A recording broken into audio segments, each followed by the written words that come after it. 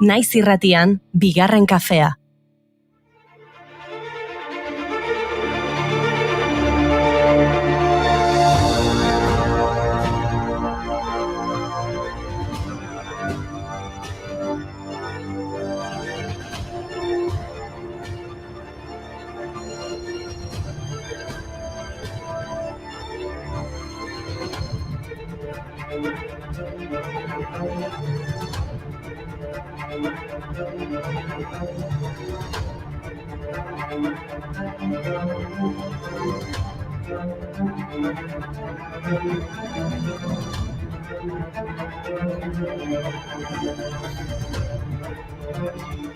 Egunon, ongi etorri bigarren kafera. Giroan zerbait somatu dugu Gabon aurreko egunak dira eta guk ostiralan egingo dugu urteko azken saioa. 12 egun falta dira urte amaitzeko eta horrek badakizu zer esan nahi duen, ezta? 2023ko gertakari nagusien errepasoa, 2023ko disko entzunena, Euskaltzaindia eta Uzeiren urteko hitza, urtea laburbiltzen duten zerrenden unea dela. Aurrekoan egin genuen albiste nagusien errepaso txiki bat. Bai, aipatu genituen Siria eta Libanoko lurrikarak, Fredi tifoia, Palestinako sarraskia, edo Titanic ikusteko urpekariaren desagerpena. Gogoan duzu hori, 5 dirudun urpekari txiki batean sartu ziren Titanic ikusteko, eta tamalez lehertu egin zen.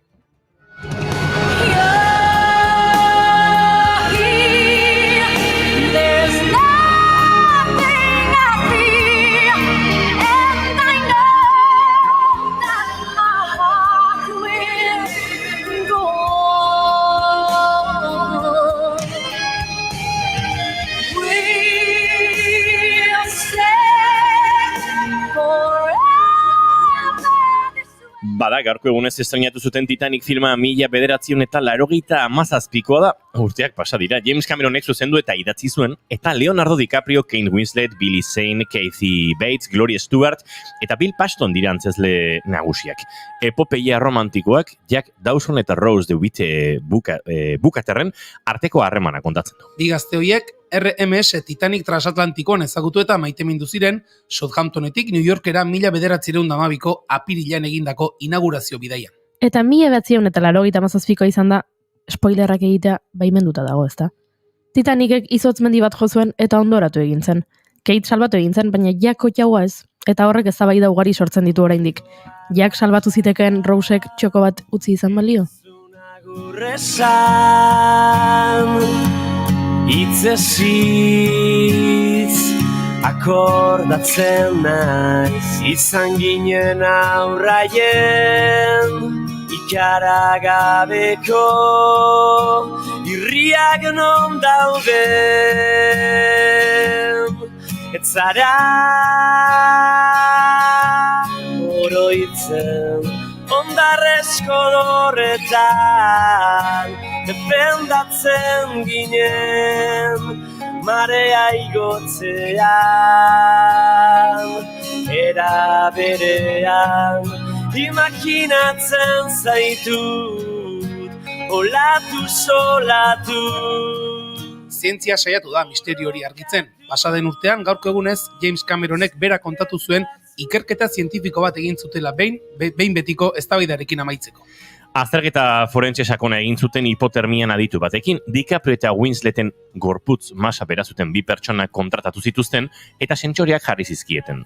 Uri zoztuan sartu zituzten benetan bizirauteko aukera ote zuten ikusteko, eta ondorioztatu zuten ezetz. Arrazoi zientifikoak alde batera utzita, Cameronek Jacken heriotza beharrezkoa zela defendatu zuen. Izan ere, Romeo eta Julietaren historia bezala, Titanic maitasunari, sakrifizioari eta hilkortasunari buruzko filma da. You were throwing pebbles and my daddy said stay away from Juliet, and I was crying on the staircase begging you please don't go, and I said Romeo take me. Baina Titaniceko ariketa zientifikoa baliatuko dugu 2023ko albiste zientifiko bitxienak kontatzeko, hau ere badelako urtea laburbiltzeko modu bat. Adibidez, Alemaniako Leibniz Eboluzio eta Biodibertsitate Zientzien Institutuak eta Finlandiako Jyväskyläsko Unibertsitateak egindako ikerketa berezi hau. Entzun ondo, zientzialari talde horren arabera, Europako igel emeek hilda daudela antzesten dute sexu harremanik ez edukitzeko. Izan ere, harrena paralizazio mekanismoak arriskuan jar dezake emeen bizitza, eta beraz, emeek gutxienez 3 autodefentsa estrategia garatu dituzte. Harra goiko posizioan jartzen denean bultze egitea, askapen soinuak egitea, edo besterik gabe, beren burua hiltzat jotzea. Zinuko jurirekin. Zere guztiziek urtengo gauak ez deu alduren da kantu barri beten zuten ez natuko zara normaitek gozaitu ibai erdixen eta zuga zer hori da azken melodia udantzaren amaitzen dobak nartien. Beste albiste zientifiko bitxi gehiago. Taylor Swiften zaleek 2,3 graduko lurrikara eragin zuten Seattleko kontzertuan. Jackie Kaplan Auerbach, AEB-tako sismologoak hori dio behintzat. Richter eskalan 2,3ko magnitude bat lurrikara txiki baten baliokidea da.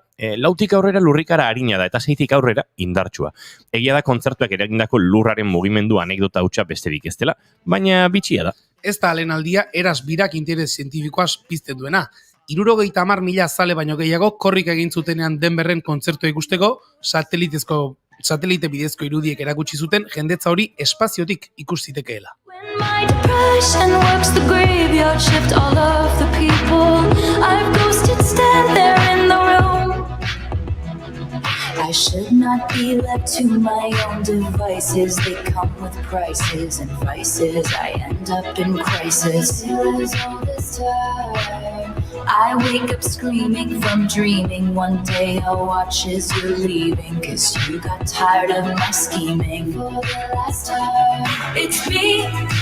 Hi. Eta askotan ikerketa batetik beste ikerketa bat jaiotzen da. Danimarkako zientzialari talde batek zakil tamainak, autoestima, diru sarrera eta maskulinitate mailan zenbateko eragina zuen aztertu izan nahi du. Horretarako, 191 gizon daniar erabili zituzten, baina ezin izan zuten ondorio garbirik atera. Gizon horiek, nahiz eta dirua jaso zuten euren zakilaren tamainari buruzko informazioa emateko, gezurra esan zutelako. Beraz, beste ikerketa bat jaio zen. Zenbat gizonek esaten dute gezurra euren zakilaren tamainari buruz? Eta zenbateko gezurra izaten da? Danimarkako ikertzaileen arabera, bataz beste gizonek esaten dute euren tamaina 120 handiagoa dela. So good, enamorada de tu pistola, roja amapola, crashes esa ola, casi me controla. Enamorada de tu pistola, roja amapola, crashes esa ola, casi me controla. Te quiero ride como mi bike. Baina gu ez gara zientzialariak eta hobe gure arloari eusten badiogu. Hau da, irratigintza eta kafeinari. Gaurkoan, Mirentxu Ibargarai izango dugu gurean. Aria proiektu aurkeztuko digu, liburuen arpidetza sistema. Galdetu beharko digu zer nahiago duen liburua ala kafeak. Guk ere egiten ditugu gure ikerketatxoak, aizu. Eta Nerea Godoi Fuentes etorriko da, bizipoza eskola aurkeztera. Haur eta familien eskubideak lehen lerroan jartzea eta lantzea ditu helburu. Eta Arkakus horekin ere, hitz egingo dugu. Badakizu, ez dugula jakiten ze gai ekarriko digun, baina ziurrenik lotura izango du gabonekin. Eta kontutxo gehiago ere izango ditugu zuekin partekatzeko, Aizue, abenduak 19 ditu gaur eta asteartea da. Uste dute gaurko saio abiatzeko moduan bagarela. Hemendik aitortza egin da Julen Gizajoari, azestarriko mina ematen didazuen hitz egiten duzun bakoitzan, Julen. Minik ez dit ematen hori daukerrena. Bai. Txatean dagoeneko idatzi dute, Julen, hartu dezu koinak? Ez. Entzuleok abenduak 19 ditu gaur eta asteartea da ongietorri guztioi, bigarren kafera, naiz irratian zarete.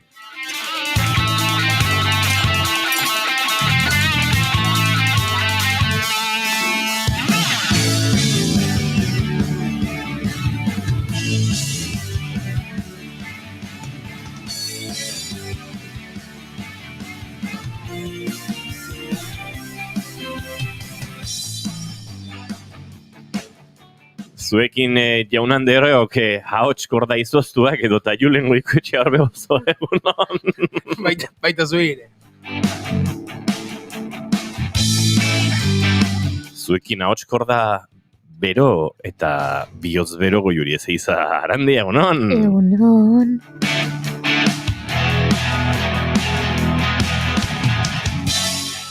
Nik ez tarri ondo nekarre, baina ez dakit pixkana Julenekin mimetizatzen ari naiz, hor badaukate gaio puntu bat. Baita nik ere, Bai, negua da. Izketan ari zaizuen hau Inigo Asensio Ilurbide gaur bigarren kafeak 689 garrena du, goizak 10 eta 16 minutu, iaia 17 bidean eta abenduak 19. Gu hemen 3, urrengo 2 orduetan zuekin bat egiteko asmo. Zongi etorri, naiz irratian zarete, bigarren kafean.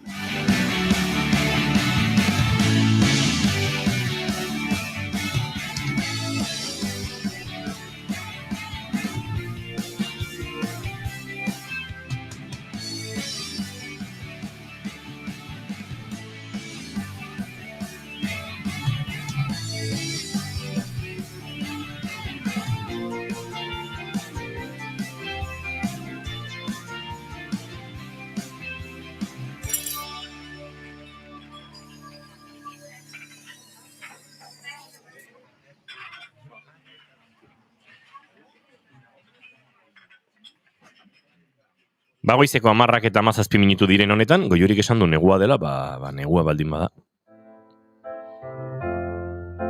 Iker Lauroba pixka bat bizitzen.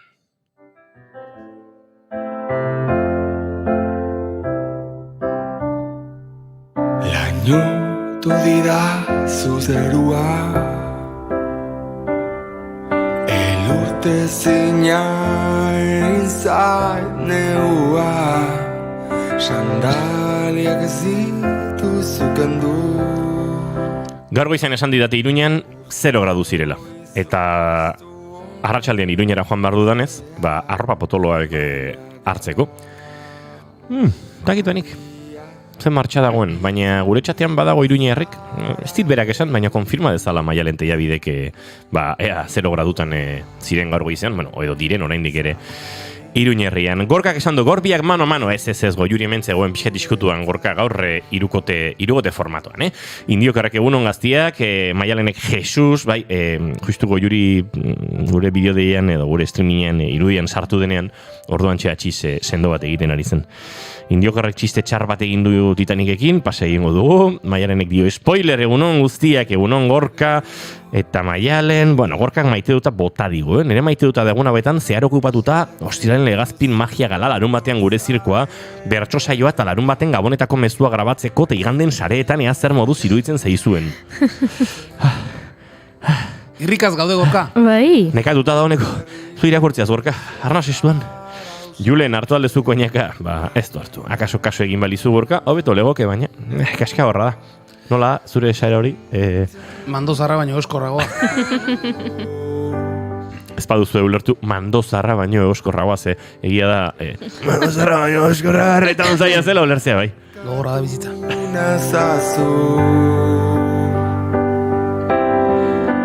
Indiokarrek dio, txistea pasa, bai, ondo egin dugu txistea pasatzen. Julen, zein da zure maite duta? Halls karameloak eta ale bat erotzita.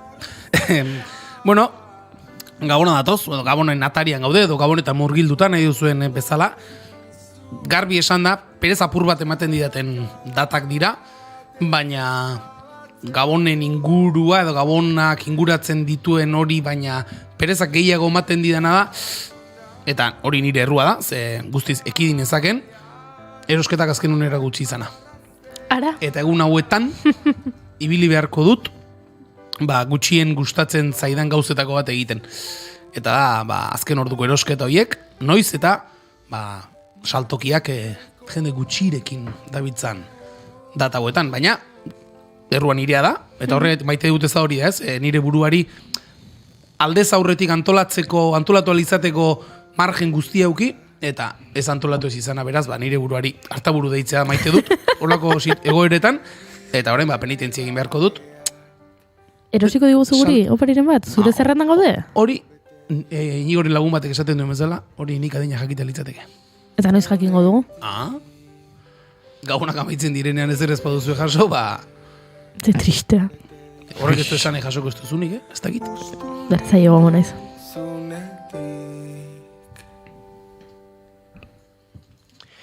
Maitu da negua, eta horrek esan nahi du, buda berria, etorrela ez da?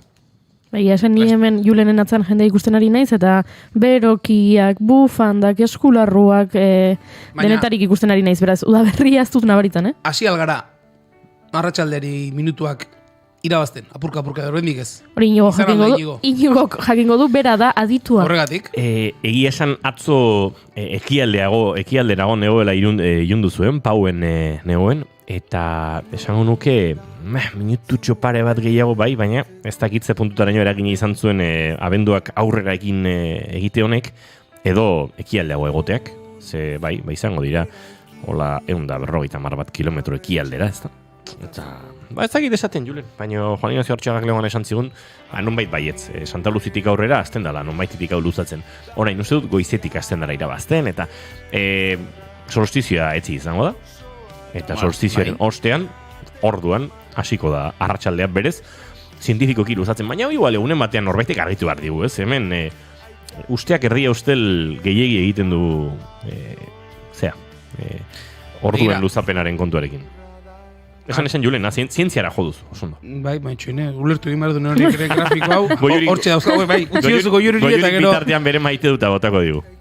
Ados, begira atzo nire maite duta izan behartzuen, baina nola jakin genuen Mario López saskibaloi hautatzaile eta entrenadore oiaren aurkako, salaketa jarri zuela emakume. Bide batez azuze gozatia gero arkakusok gai hori ekarri nahi duela gurera, eta horren ingurun hariko garela. Hori da. Eta, atzo aipatu genuen ez, nik nire maite dut eza botanion kluba erakusten ari zen konplizitateari, eta beraz, ezin izan nuen nire maite duta bota, eta orduan orain ja, iruditzen zaitagian, iraungita dagoela, baina, ez da ezer pasatzen, ez da? Utziko didazu, ez da? Nire maite duta botatzen. Bai. Ez dute eperik maite dutek.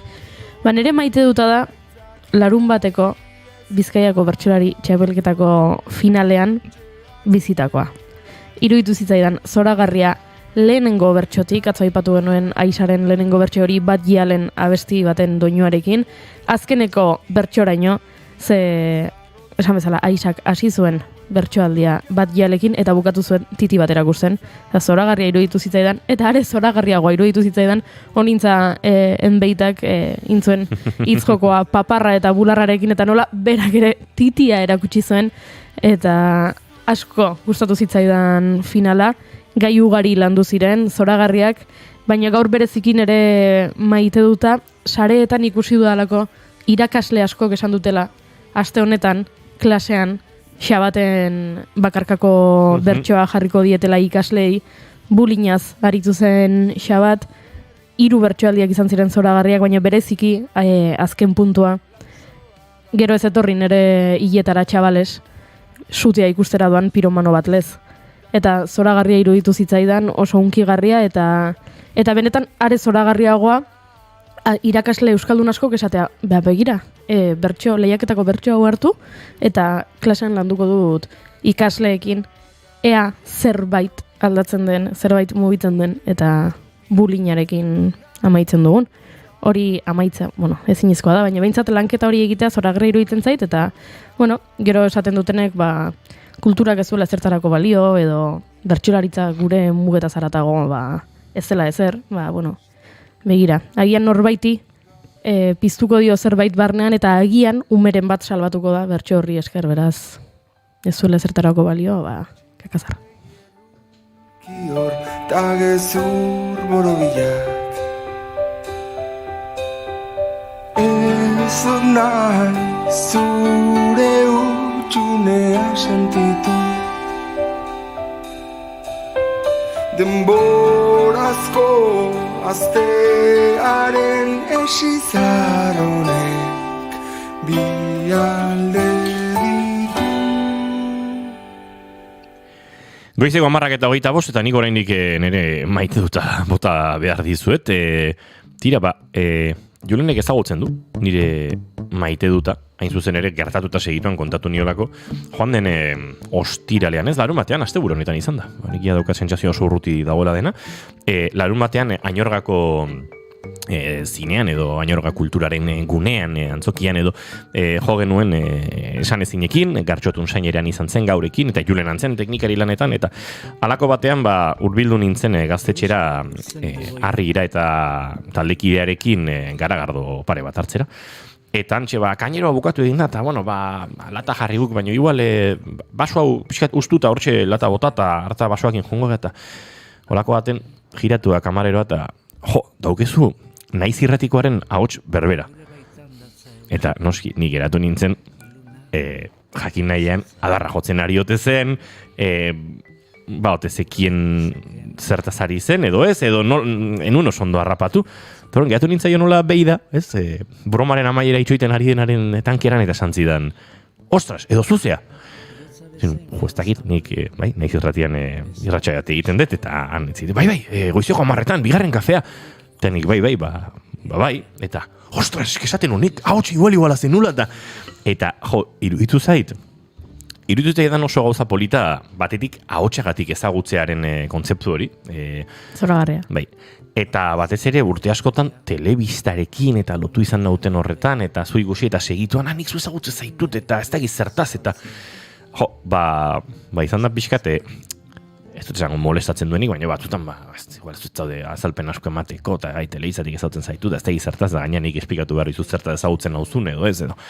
Eta, nolabait goxatzen duela hori dena zure ahotsa ezagutzea gaztetxe batean zarrezat eskatzen ari zarela kontzertu baten atarian. Hori iruditzen magikoa. Beraz, hemendiken besarkada bat, Añorgan bigarren kafea entzuten duzuen guztioi, eta bereziki, joan den larumatean gaztetxean zerbitzen ari zinaten hoi. Identifika dezakegu, pertsona, ezagutu ninduen pertsona hori, ze Goiuriren lengusu baten laguna, gero ikusi nituen elkarrekin, antxe Añorgan, beraz, jakin genezake, baina, besterik gabe, biztaz, ara joango, ara kontzertu gehiagotara, eta agurtuko dugu, baina, bai, eta, beratan beinatek berak ere esan zidan, asko entzuten zutela bigarren kafea, beraz, hemen gure besarka da, Añorgako mugimendu kultural potente horri, eta eskerrak ere, kulturak Donostialdean gaur egun kontzertuak eta bestelako emanaldiak egiteko duen gabeziaren aurrean, badelako, halako arnasgune bat, eta benetan estimatzen da egiten duten borondatezko eta auzolaneko lan hori guztia.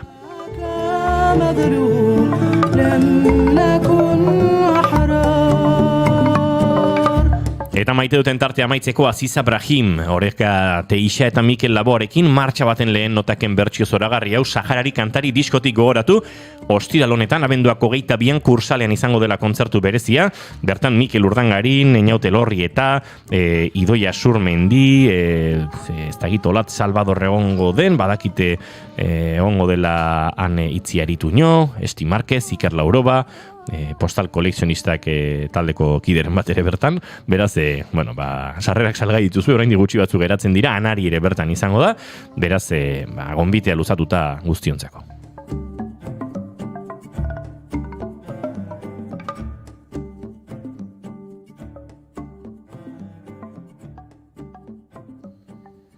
Goizeko 10:29 minutu, bagoaz aurrera!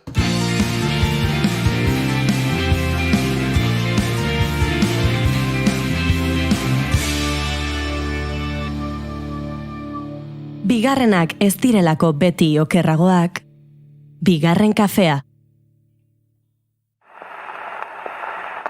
But don't be unkind. It don't mean I'm blind. Perhaps there's a thing or two I think of lying in bed. Gramofonoa. Estitzu Pinatxorekin.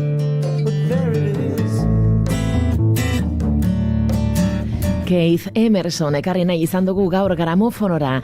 1954ko azaroaren 2an jaio zen Erresuma Batuan, eta Emerson Lake and Palmer taldeko teklatu eta abeslari gisa egindako lanagatik da ezaguna. 77an egintzun debuta The Nice taldearekin, eta 70an Emerson Lake and Palmer supertaldea sortuzun. Rock sinfonikoaren erakusle nagusiak izan zirenak. Taldea 78an banandu zen, 82an bueltatu, azkenik 88an berriro ere desegiteko. Mino joan etorriak gora bera Emersonek taldearekin ondare musikal ikaragarria utzizun. Tragikoki, bere eskuko nerbio bateko gaitz baten ondorioz depresio sakonean sartu zen, bi behatz ezin mugitzea eragintziona, eta nonbait ezin izan zion egoerari aurre egin, eta bere buruaz bertze egintzun 2016ko martxoaren 10ean buruan tiro bat emanda Keith Emersonek. From the beginning.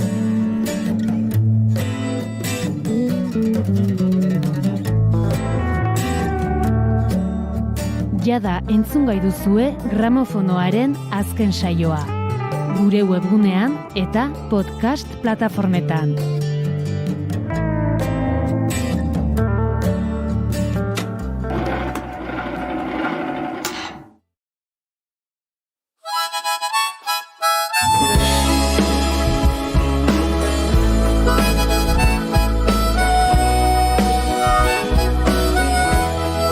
Berdet kontzertu. Aizu mikroa egita dago, Juri. Hemen, kaskoa jarri. Egun sentiak harrapatu. Julen Goikoetxea Orbe Gozok egin du bere ikerketa eta esan digu eguna arratsaldetik behintzat ari dela luzatzen, osotasunean akaso ez. Osotasunean ez. Baina begira, abenduaren 3an, arratsaldeko 5:23 sartu zuen eguzkia, abenduaren 14an, arratsaldeko 5:32 eta arrezkeroz, 15 aurrera, hau da, iragan ostiraletik aurrera. Santa Luzi biharamunean hasi zen luzatzen. Pixkanaka, minutuz minutuari da luzatzen, eta ideia bat egiteko, urtezarregunean, arratsaldeko 5:41 sartuko da eguzkia. Beraz, hemendik urte bukaerara bitartean, 8-9 minutu eta luzatuko da. Luzatzen hasi zuenetik, ia ordu lorden bat. Gutxi gora bera. 13-14 urtetik. Hori da. Eta aldiz, goizak oraindik ere, eguzkiak beranduago ateratzen joango da. Gaur adibidez, hilaren 19an, 8:36 atera da, eta urtezarregunean, 8:40. Beraz, arratsaldean luzatzen gehiago doa, goiza laburtzen baino. Irabazten ari gara dagoeneko. Pixkanaka, arratsaldetik baldin bada ere, irabazten. Portutik gertu mendalekurik murgiltzeko bizitzaren ziabogan. Goizeko 10:23 minutu eta bagoaze aurrera Mirentxu Ibargarai aurkeztu eta bera ezagutzera, hementxe bigarren kafean. Itxasoa.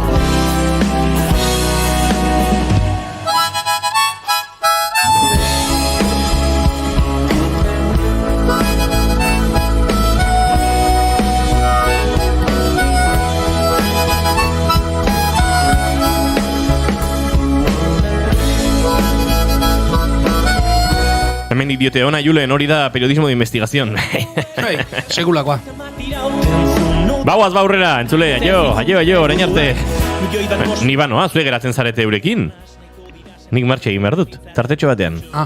Bale. San Juan suan ikusi zintudan, ez dut gogoratzen azkenik. Azalak gertu sentitzeko jantziak, noiz kendu zen izkidan soinetik.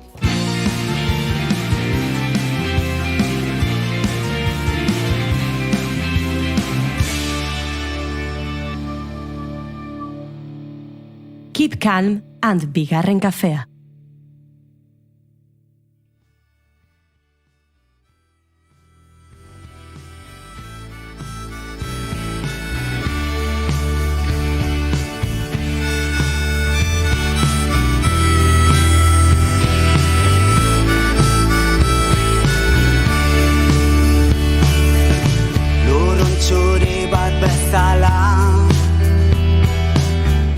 Liburu bat irekitzea, hau da, jakin-mina piztea, unkia izatea, galderak sustatzea, irri egitea.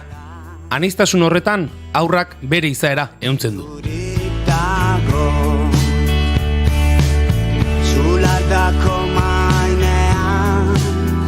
Liburu bat irekitzea, haur eta gurasoaren artean une bat partekatzea da. Ongizate eta goxotasun une bat. Euskarazko liburu bat irekitzea, hau guztia da, euskaraz. Arkatz paperekin leku guztietan bakoa zibitzen.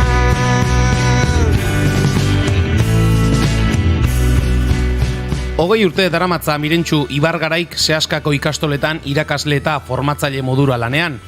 3 haurren ama ere bada, eta bai ikasleentzat eta baita bere haurrentzat ere liburuak bilatzen ibiltzen da. Ezaugarri ezberdinak hartzen ditu kontuan, eta ibiliaren ibiliaz, zerbitzu hori edonoren esku jartzeko ideia otu zaio. Aria.eus webgunearen bidez, liburu arpidetza sistema bat sortu du Ibargaraik. Euskarazko liburuak etxera bidaliko dizkie, arpidetzen direnei eta arpidetza mota ezberdinak eskaintzen dira. Irakurzaletasuna eta batez ere, euskaraz irakurtzeko zaletasuna ausputu nahi ditu Ibargaraik, eta horretarako ezinbesteko jotzen du gurasoen implikazioa. Proiektua zaritzeko, gonbidatu dugu Bigarren Kafera, Mirentxu Ibargarai bera. Egunon Mirentxu eta ongi etorri Bigarren Kafera. Atxaldeon, milesker gobitagatik. Zer moduz gara? Ongi. Ongi. Bueno, Mirentxu, aipatu dugu, egitasmo nahiko berria bezala definitu genezakela aria.eus, abian jarri berri duzun proiektu hori. Konta iguzu, zer moduz doaz? Lehen da biziko urratxoiek? Hori da, lehen liburua bidali nuen orain dela aste bat, beraz, ilusio handiarekin, eta iritsi da, etxeetara, aurrek ireki dituzte paketeak, eta izan ditut bideotxoak eta argazkiak, eta ilusio handioa urduri nintzen, zer hainbeste denbora hori guziaren buruan pentsatu nuen, baina gero momentua iristen denean, nintzenean nola hartuko dute aurrek, eta iduriz ongi.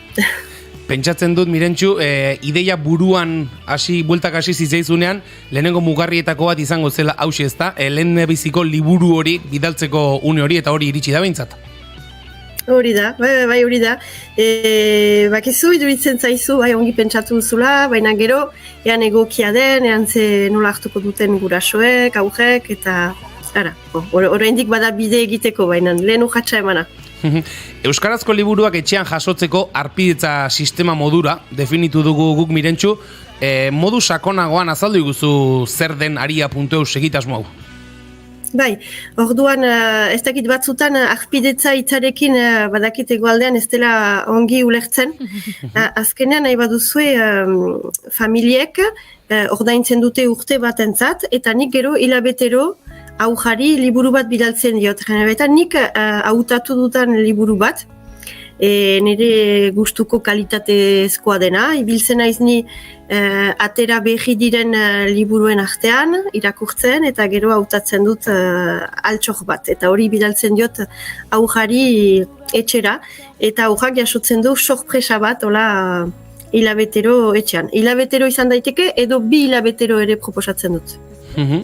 Eta proiektu hau martxan jartzeko arrazoiak Mirentxu zeintzuk izan dira, ez dakit, zerbaiten gabeziaren bat edo somatu duzun, edo bestela interesgarria iruditzen zitzaizulako soilik jarri duzun, abian zeintzuk izan dira arrazoiak?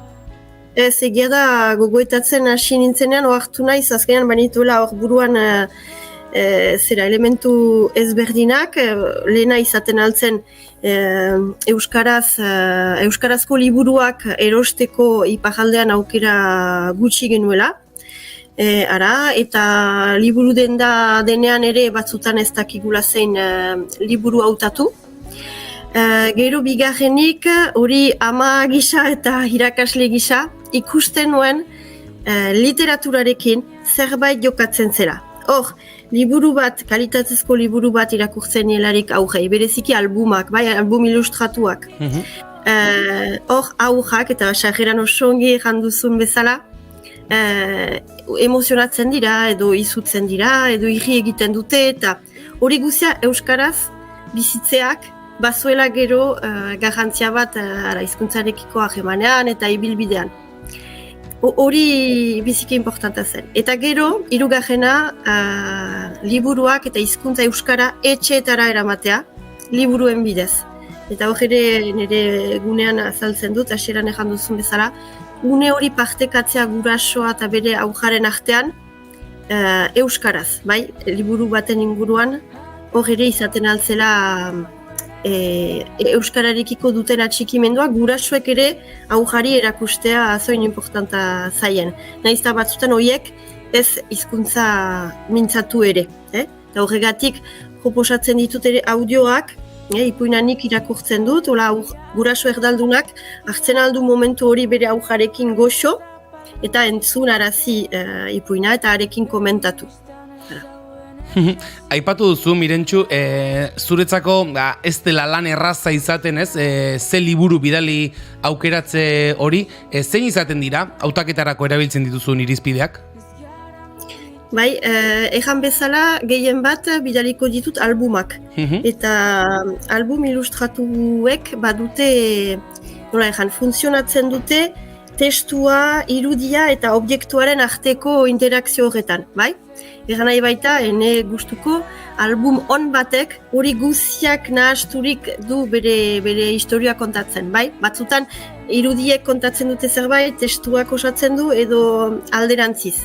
Bai, beraz, hori alde hori biziki importanta zait, gero hizkuntzaren kalitatea, ilustrazioak, nola landuak diren, eta mezua ez denez ere zuzenegia. Batzutan, bada oraindik joera biziki liburu hezitzaileak edo egiteko, eta niri gustatzen zait gaiak gehiago molde komplexuagoan edo azalduak direnean, ez xuri ala beltz. Hori da. Gero, horra hausnarketa interesgarri bat egin duzu, Mirentxo, aipatu duzu, aurrengan eta gaztetxoengan literaturak berak ere duen garrantzia hori, ezta? Beraien heziketan, beraien formakuntzan, baduela garrantzia irakurtzeak, literaturaren bidez jasotzen dutenak, eta hori ere jarri nahi duzu, balioan hori ere jarri nahi duzu mai gainean honekin. Bai, ajunt. Eta bakizu, erraten da umeekin irakurtzen dela txikiak direnean, gurasoek irakurtzen dute, eta gero ja irakurtzen hasten direnean, 6 urtetan, 7 urtetan, erraten borain handia zira, badakizu irakurtzen zuzuk. Baina ez da hor bukatzen. Heziketa hori eta gurasoarekin egiten dena, eta zer liburu bat irakurri ondoren izaten diren solasak, elkarrizketak, bilatutea nola pertsonaia hori, zuk zein gozinuen haren tokian izan bazina, edo exolako adibideak emaiten ditut ere, errateko hori luzaz egin behar dela aurrekin. Gurasoak aipatu dituzu baita ere, Mirentxu, proiektu honen beste zati garrantzitsu modura, ez dakit, akaso lehendabiziko urratxetako bat gaztetxoengan, beraien seme-alabengan irakurzaletasuna sustatzeko, gurasoek berak ere irakurzaletasuna izatea da, oinarrizkoa? Bai, biztan dena. Baina hori badakigu ez dela denetan gertatzen. Baina jadanik guraso batzuek hartzen badute momentu bat aurrendako liburuak irakurtzen horien aurrekin, ez da gutxi izanen. Baina bai, biztan dena, gurasoak ikusten badituzte irakurtzen erakarriak izanen direla, dudai gabe. Bai. Baina guraso gehienek badakite liburuak garrantzitsuak direla, nahiz da horiek ez duten irakurtzen. Baina uste dute aski dela liburuak aurren eskutan ematea. Hor da, oska. Ez, behar dira lagundu, bai bitartekari lan hori egin behar da aurrekin. Hori dut proposatzen pixkat gurasoekin ere lantzea. Eta lehen aipatzen dituen audioak, baina bidaltzen dut ere dokumentutxo bat, pixkat pedagogiko edo dokumentoa, ikusteko liburua irakurrita, zer aipatzen alden aurrekin, pixkat liburuko testu edo ilustrazio batzu xeekiago aztertzeko, edo bitartekari lan horretan ere treba daitezen eta plazer jardezaten horien aurrekin. Mirentxu, liburu etxean jasotzen duen pertsonak, bere etxean jaso arte, ez du jakiten zein den jasoko duen liburua edo hori aurrez jakiten da? Ez dute jakiten, sorpresa da derentzat. Baina hortako ere, nahi liburu berriekin lan egiten dut. Hor bidali ditudan liburuak abenduan, atera ziren urri edo azaroan. Beraz, liburu berriak dira beti. Hori zen, nik sorpresa izatea nahi nuen, bai. Horrek ere ematen dio, ez? Magia kutsu bat edo magia puntu bat proiektuari. Etxean jasotzen den pakete horretan, zer egongo ote denaren sorpresa hori? Bai, hor batek bidali dit mezu bat argazki batekin, ejanez bere alaba iritsitzera etxera eta bere txamarrak kendu aurretik joan zela postontzira eta bere liburua ireki zuela eta polita. Bai. Aipatu dugu hasieran Mirentxuzuk 20 urte jada badaramatzazula, Sehaska ikastolen elkartean lanean, bertan formatzaile modura ere lanean. Urte hauetan guztietan zure esperientziatik abiatuta, ze bilakaera ikusi diozu irakurzaletasunari eta batipat euskarazko irakurzaletasunari? Orduan, ez enuke pesimistegia izan nahi. Baina gauzak diren bezala ejan behar ditut, ene lehen ikasle irakurleek hainitz irakurtzen zuten. Eta egia da hizkuntza maila ona zutela, beraz eleberri luzeetan eta murgiltzen zirela, eta aski goizik, batzutan 7-8 urtetan. Orain ez berdina da, baditugu beti irakurle onak, nahi dut gaitasuna dutenak, Euskara ongi menperatzen dutenak, baina baditugu Euskara ikasten ari direnak, eta ikastoretan ere eta hori onartu behar dugu, eta horrekin aitzina joan behar dugu. Beraz, hortako, nik sekatu nuen eta hortako aipatzitut albumak gehienetan testu gutxi dutelako, baina ez du kentzen testu gutxi izanikan ere ilustrazioekin eta aipatzen dirila gai batzutan sakonak. Eta izaten aldera gogoeta eta literatura baliabide batzuk ere badirela hor, eta hortik hastea eta irakur zaletasunaren hortik sartzea proposatzen dut. Baina bai, segur duela 20 urte gehiago irakurtzen zuten, bai. Beraz, zaletasuna sortzeko nolabait ere amuak jartzea ere bada, ez? Proiektuaren hastapen honetan garrantzitsua, ondoren etorri litezken, irakurle berri hoiek, nolabait ere erakarri ahal izateko. Bai, nahi bat duzu, ene ikasle gazteei, mandezagun 7-8 urtetan, erraten zidaten, nik ez dut maite irakurtzea, eta erraiten nien, maite duzu nik zuri liburuak irakurtzea? Bai, behar maite duzu irakurtzea erraten nien. Gauza da, oraindik ez duzula teknika eta oraindik aski menperatzen, baina etorriko da. Eta horregatik erraiten dut, behar zaiela irakurri ozenki aurrei berantarte, batzutan DBH arte ere, gurasoek aurrekin irakurtzea eta gurasoek ozenki irakurtzea, eleberriak, zatika, berdin du zer, zaletasuna sartzeko, ez da hola heldu askotan zaletasuna. Uste dut, nok erraiten zuen hori, ura paletik ikuste dut, irakur zaletasuna etzela irakasten kutsatzen zela. Hori da. Aipatu duzu, Mirentxu, horra irtzentzarela, liburuak bilatzen, izan litezke eleberri laburrak, edo albumak, edo dana delakoak, eskaintza aldetik, hau da, zure liburuak bidalia izateko behar besteko eskaintzarik bada, esan edut, sortzen da, edukia euskaraz irakurri izateko alde horretatik, asebete maila egoki batean zaudetela esango zenuke? Nik orain arte, 8 urte arteko liburuak proposatzen ditut. Beraz, eskaintza bada euskaraz, Durangon ere ikustekoa zen. Eskaintza badela, betita gehiago. Gero biztan dena, behar da bilatu, artean kalitatea biztan dena. Baina uste dut badela. Eta ipar aldean behintzat, ez dela aski ezaguna Euskal Herrian ekoizten dena.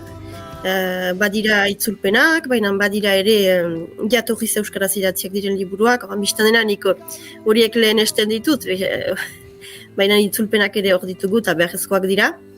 Eta bai, hoien bien artean badugu zer eskaini, dudarik gabe. Pixkanaka, Mirentxu, joango gara elkarrizketa hau amaitzen, baina amaitu aurretik behintzat, arpidetzen inguruan, eta esango dugu, aria.eus webgune horretan, erabiltzaileek edo interesa duten guztiek, informazio guztia oso modu zehatzean azalduta daukatela, baina konta duzu ze arpidetza mota ezberdinak eskaintzen dituzu, eta lehen aipatu dugu gainetik, baina arpide egiten denak, zer jasoko du hilero etxean? Hori da, beraz, jadanik 3 adintarte proposatzen ditut, lehena da urte bat 3 urte, gero 4-6 urte eta 6-8 urte, bai?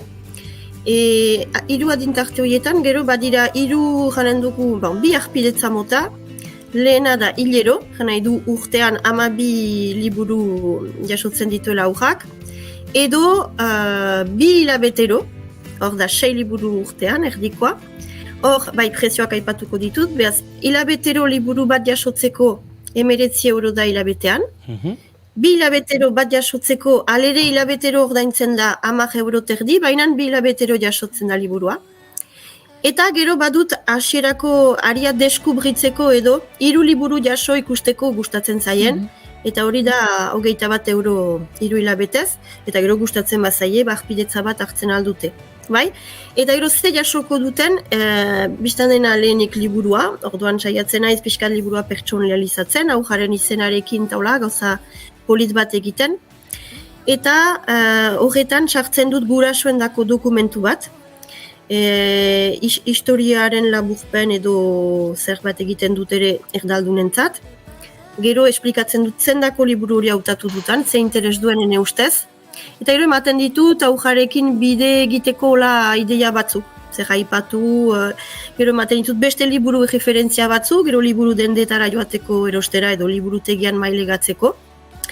Ara, eta bidaltzen dut ere dudan einean, argitaletxek baimena ematen didaten einean, albumaren audio grabaketa. Nik testua irakurriz hori erdaldunentzat bereziki edo gurasoak sukaldean afaria prestatzen ari direnean entzunarazi nahi badute.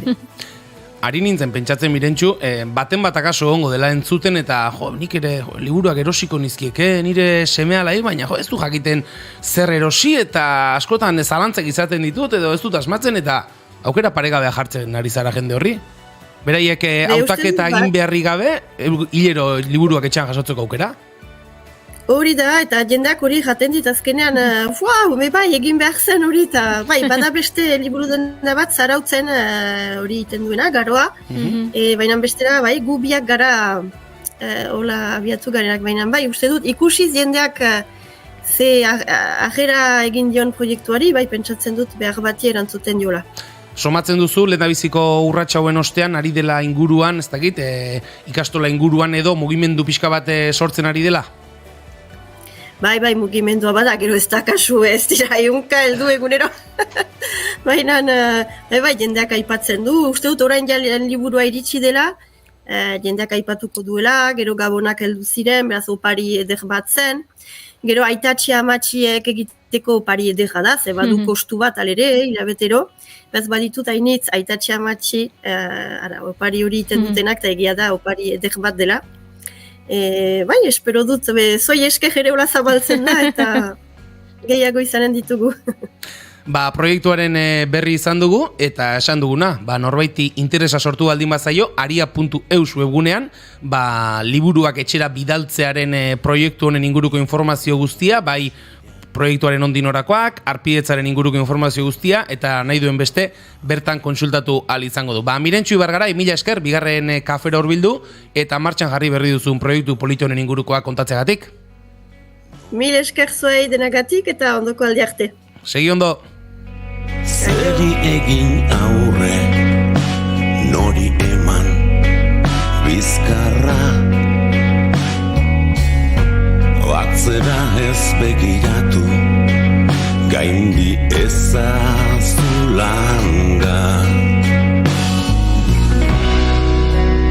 Zigorrari, zigorkaba, zaldi emozionalak gara.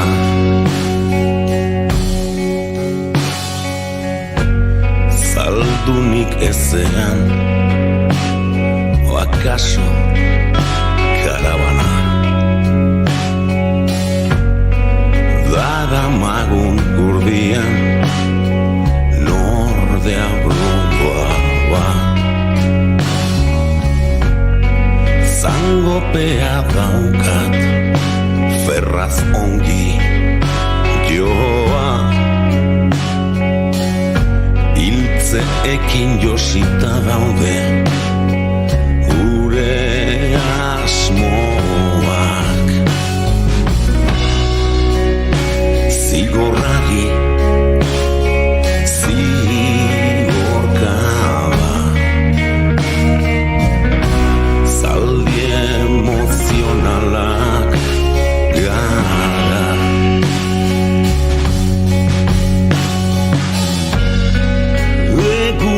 Amaitzean, gauero trantzean. A ber, ze urduritasun, eta ze saltxa hemen, nere ausentziarekin, ze pasada inigikin, teia bait, zer da inigi deitze hori? Egonon arkakuso, ini pentsatzeko txokoan dago? Ba ez gorena oso pentsatzeko egia esan. Eta hori ez duela txisterik egin diote hori ba. Zozingozun, dio Maialenek, ja, beti zozingozun. Ba, gaizki. Agian laborategia dekoratzeko Eguberritako argien bila joan da, dio Indiokerrek. Bai, Indioker nahi bainik. Baina badakizu Inigo Grinch dela eta hori ez dula sekula egingo. Joan behartzuen, hori bakarrik esan du haizu, Nire gauzatxoak egitera joan, naiz? Hemen ez dago sekreturik, Igo. Ez dago sekreturik izaterik. Bueltan da, bai, etxea. Bulegon kantu ez zela, ez da? Bulegona da ez? Bueltan da.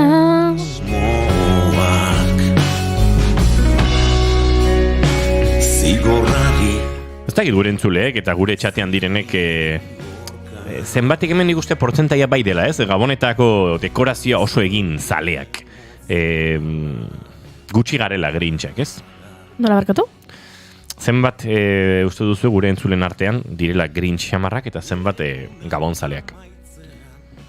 10-8 gabonzaleak eta 2 ez. Enuke esango 8 asko iruditzen zaite, askotxo. Bai, Jende askori gustatzen zaizkio gabonak, Baina jende askori nagia. Jende askok ez esaten du, baina gero iristen dira gabonak eta danba. Hortxe, dekorazioa, argiak, zuaitza, olentzero zintzilika eta gainontzekoak ere bai. Oso da litekeena. Zintzilika. Gainontzeko gozak zintzilika. Dani markan bezala. Kontutxo bat. Zer, Julen? Ez kontutxo bat, bota. Horrela ezin da saiorik egin. Ekin ezin da saio egin. Indiokorrek diola saio inigo, guk ere ez dugu ezar jarri. Ez dendan eta ez etxean. Bueno. Bueno zer? Ondo? Ondo ez, kontrakoa. Indioker nola ez. Jesús, pastaz egindako arbola, dotorea. Ez? Hori zera garestia, arbola garestia ez da, pastaz egindakoa. Wow. Oso justu antzean ari zeate, Gaur. Bueno, nere galdera da. Lagun ezkutua egin behar duzue? Egin ohi duzue? Nik bat, bakarra. Etxekoekin. Nik ez.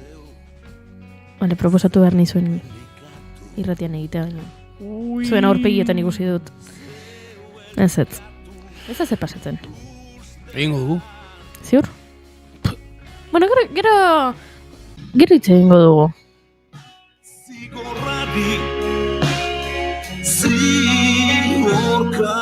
Hemen esan diote pastarbola egiteko, baina perez handi ematen diela Indiokerri eta konpainiari, ez egin pastarbola, aizue, ez egin.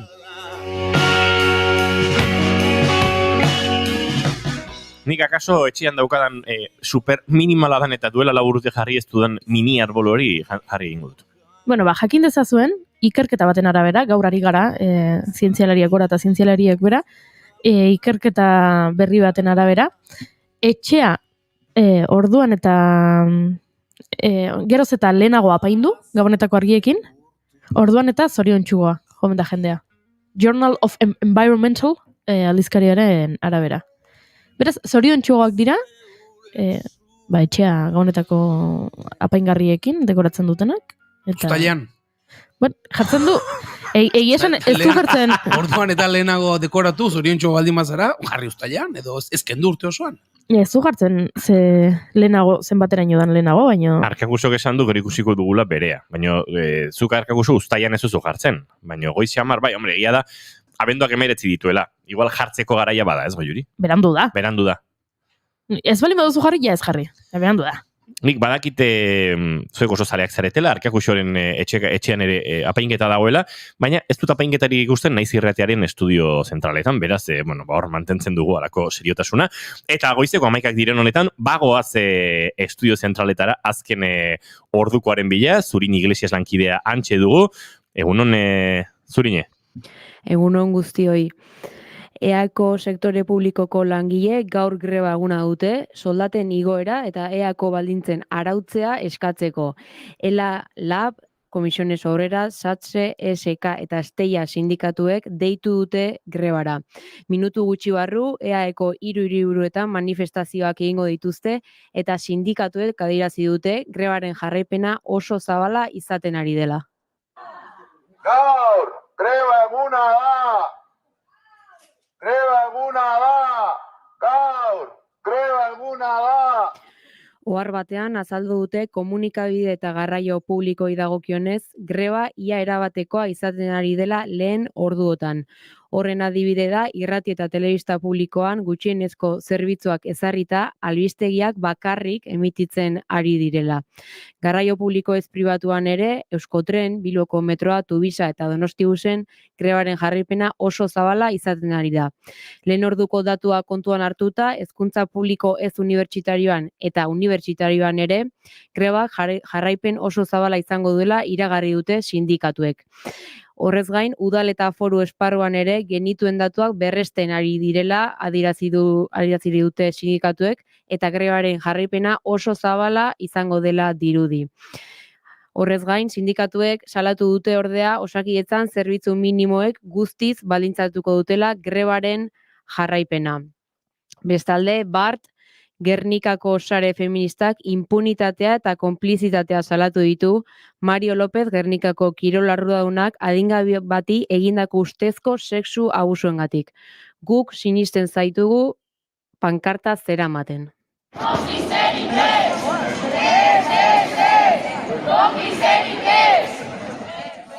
Irumila lagun bildu dira Bart impunitatea eta konplizitatea salatzeko. Haserrea eta ezinegona eragin dute Gernikan 13 urteko neska batek 1998tik 2001 jasandako sexu abusuei buruzko informazioek.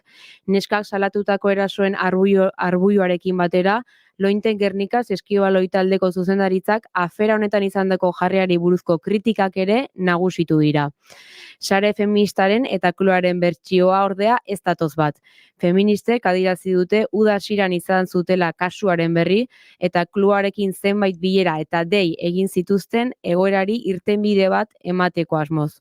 Klubak ordea ez zuen neurririk hartu argudiatuta zailtasunak izango zituela maila horretako entrenatzaile bat ordezkatzeko.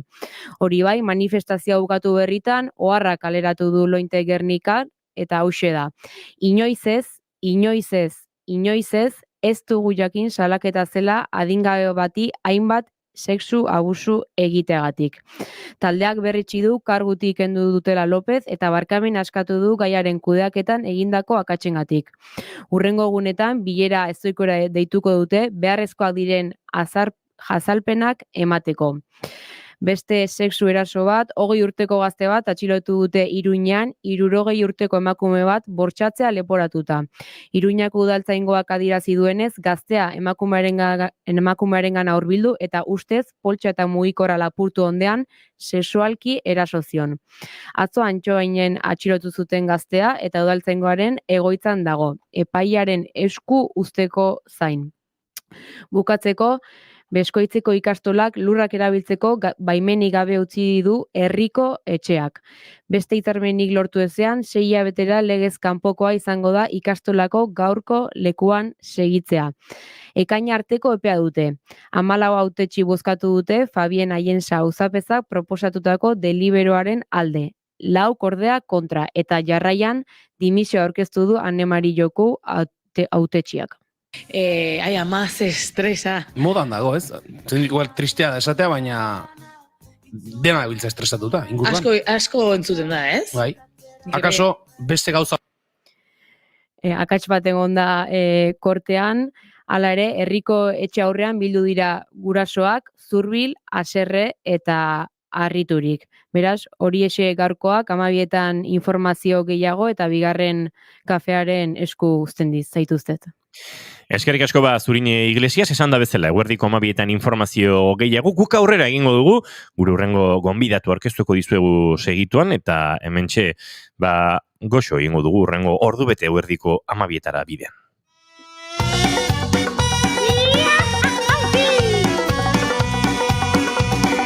Utzira zubide berri bat egiten zure alboan jarrita. Zurekin eman gura ditut urratxak, Gurpildun aulki baten korrika. Munduak mundu bizi nahi du. Itxuen begiekin ikusi. Korren belarriekin entzudura dut. Denona eta denontzat izango den Euskal Herria eraikitzeko bidean, behar bati erantzutera dator Bizipoza eskola. Hezkuntza formalarentzat, ez formalarentzat eta herrigintzarentzat ekarpen praktiko bezain garrantzitsua eta beharrezkoa dela iritzi diote ekimenaren sortzaileek eta maila eta eremu ezberdinetara bideraturiko jarduerak eskaintzen dituzte. Betegabe dauden haur eta familien eskubideak lehen lerroan jartzea eta lantzea ditu helburu Euskal Herria Bizipoza elkartearen baloreekin zipristintzearekin batera. Bizipoza eskola hobeto ezagutzeko gonbidatu dugu bigarren kafera, Bizipoza elkarteko kide den Nerea Godoy Fuentes. Egun honetan ongi etorri Nerea. Egunon, eskerrik asko. Zer moduz gara? Ondo, eta zuek? Ondo, hainbestean. Ari gara. Bueno, astarteak astelena baino gogorragoak izaten dira. Julenen ahotsaren tenorean gaude. Oso ondo. Ez zaudete ederki orduan. Bueno, Nerea esan dugu, Bizipoza eskola, Bizipoza elkarteak duela egun gutxi aurkeztu duen ez dakit, ekimen proiektu berria, nola deitu genezaioken, lehenik eta bain, zer moduz joan zen, aurkezpena? Oso ondo, egia esan bagenuen gogoa aurkezteko eta harrera oso goxoa eta oso polita izan duela uste dugu. Bizipoza elkartearen sare zabal horretan, bada, ez dakit beste bilgune bat bezala edo deitu genezaioken zerbait, ez dakit egitasmoa proiektua nola definituko zenuke, zer da Bizipoza eskola? Bizipoza eskola hasiera batean amets bat zen, eta bueno, ametsak izaten jarraitzen du, baina berez, bada webgune bat, Danobat grupi esker, ez, eta kooperatiba talde horri esker, posible egin izan duguna. Amets bat aipatu duzu, ze amets? Zuk aipatu duzu hasieran, ezta? Guztiontzako beharko lukeen Euskal Herria eta mundu hori lortzerako bidean, amesten dugu helburu horretarako tresna bat eskaintzearekin, eta uste dugu, bueno, tresna polita dela eta txukuna. Akaso, Bizipoza elkarteak barne biltzen dituen elkarte ezberdinek egiten dituzte urtean zehar jarduera ezberdin ugari, ekintzak, ekitaldiak, eta bestelakoak, akaso beste ikuspuntu bat biltzen du Bizipoza eskola honek, beste, hau da, erramienta aldetik baliabide modura gehiago da Bizipoza eskola? Bai, guk beti esaten dugu Bizipoza oso aberatxe egiten duela, 38 elkarte, gaur egun 38 direnek, bat egiten dutelako munduak guztiontzat beharko luke lemarekin, baina bakoitzak beretik egiten du lan, ezta? Gai desberdinak lantzen dituzte esate baterako kulturaniztasuna, desgaitasunak, gaixotasunak, heriotza, familia aniztasuna, identitatea ere bai, eta orduan egunerokoan bakoitza beretik ari da, baina Bizipozan denek egiten dute bat lema horrekin, eta jarduera hauek, hori dute helburu, ez? Alde batetik gai bakoitzari eustea, bestetik Bizipoza lantzea, eta hirugarrenik dena batera landu eta hori ospatzea. Webune bat aipatu duzu dela Bizipoza eskolaren ez dakit, erdigune edo modura esan genezakena, nolako webune da, nola antolatzen da webune hau? Bizipozaeskola.eus webunea, aipatu nahiko nuke doakoa dela, baina erregistroa eskatzen duela, hori bai, erregistrori bat guk jakiteko noraino heltzen den edo noraino ez den heltzen ari webunea, baina zuk aipatu dituzu hasieraren bai hezkuntza formala, ez formala eta herrigintza, eta webunera sartzen garenean hasierako orrialdean, goian menuan hori gaixek ikusiko ditugu.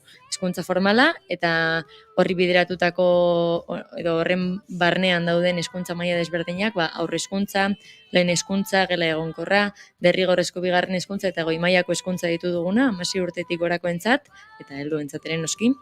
Ondoren hezkuntza ez formala aurkituko dugu, bertan daude 4 maila, hizkuntza mailaren arabera antolatu ditugunak, esate baterako euskaltegietan dauden ikasleentzako, aisialdi taldeentzako, bertso eskolak, musika eta dantza eskolak, antzerki eskolak eta abar, eta hizkuntza zailtasunaren arabera jarduera batzuk edo beste batzuk aukeratzeko, eta hirugarrenik aurkituko dugu herrigintzaren atala. Bertan, bi esperientzia bildu ditugu, alde batetik Lasarte Horiako herriak herrian nola zipristindu duen jasotzen duen bideoa, eta bestalde Bilboko Uribarri auzoak beste modu batean Uribarri nola zipristindu duen.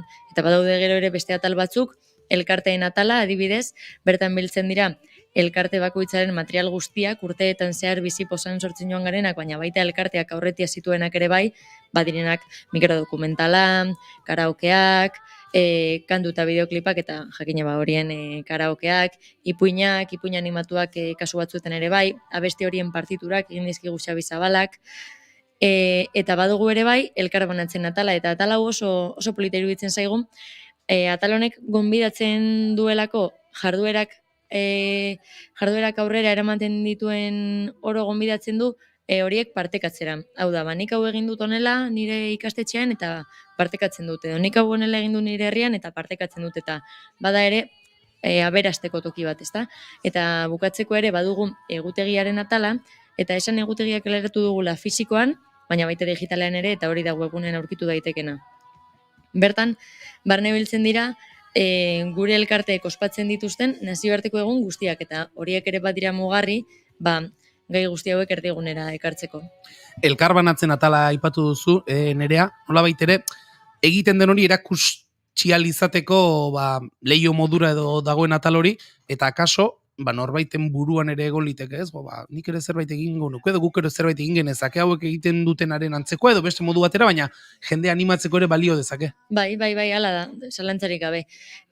Aurreko ikasturtean, urtarriletik maiatzera froga pelotuak egin genituen Euskal Herriko 9 ikastetxeetan, 8 ikastetxeetan eta unibertsitate batean, eta froga pelotu horien asmoa zen jardueren baliagarritasuna ebaluatzea, ez? Jakitea baliagarria ziren ala ez, eta ikusi genuen baliagarriak izateaz gain oso malguak zirela eta egokitzen zirela Bilboko ikastola handi batean, gela bakoitzean 25 ume daudela eta maila bakoitzeko 3 gela, edo Amaiurko eskola txikian, eskola osoan 30 bat ikasle egongo direla eta egokitzen zirela bai batean, bai bestean, eta bi horiek ospatu zuten esate baterako bizipoza jaia, bazela jardueretako bat, eta orduan, oso modu desberdinetan, proposamen berari eutxiz, bi modu erabat desberdinetan antolatu zuten.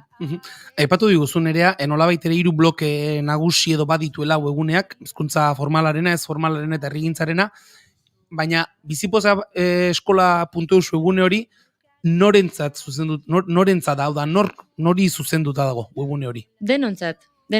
Hezkuntzarekin harremana izan zeinez, bizipoza eskola dago egune bat, etxean landu dezakezuna, ipuinak ere proposatzen direlako bertan, seme alabei irakurtzeko, edo norberak irakurtzeko, ipuinak irakurtzea, ez dago inoiz lekuz kanpo.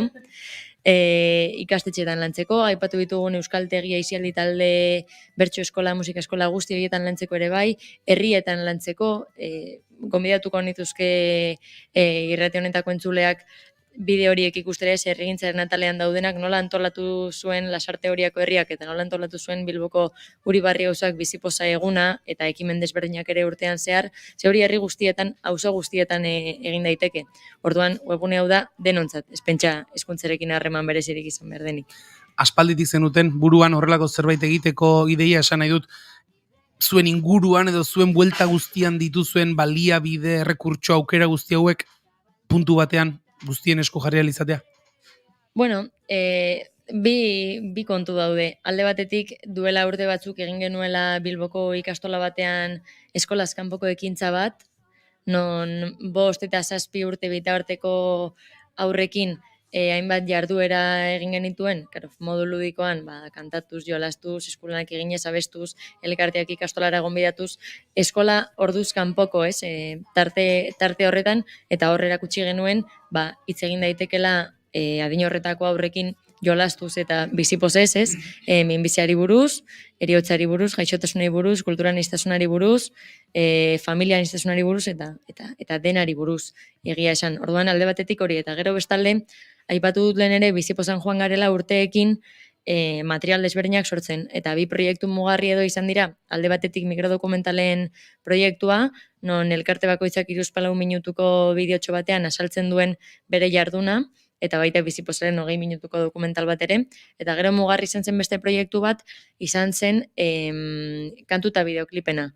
Eta bertan elkarte bakoitzari egin genion abesti bat eta bideoklip bat, euskal sortzaile batekin, eta kulturgile batekin azken finean. Esate baterako gure elkarterena, San Filipo elkarterena, zeni San Filipo elkarteko kide ere banaiz, San Filipo elkarterena apestu zuen Doktor Deseoko Francisek, eta letra egin zigun Gotzon Barandiaranek. Eta ikusten genuen, genuela material pila bat, irri aldizkarien ere kaleratzen joan diren komikiak, ere bagenituen elkarte guztienak, zenbait elkartek marrazki bizidunak ere badituzte, eta ikusten genuen guzti horrek eta egindako eskolaz kanpoko ekintza horrek bazuela topagune bat hezkuntza formalean, ez formalean eta barrean, eta dano bat grupi esker posible izan zen, ametxo hori.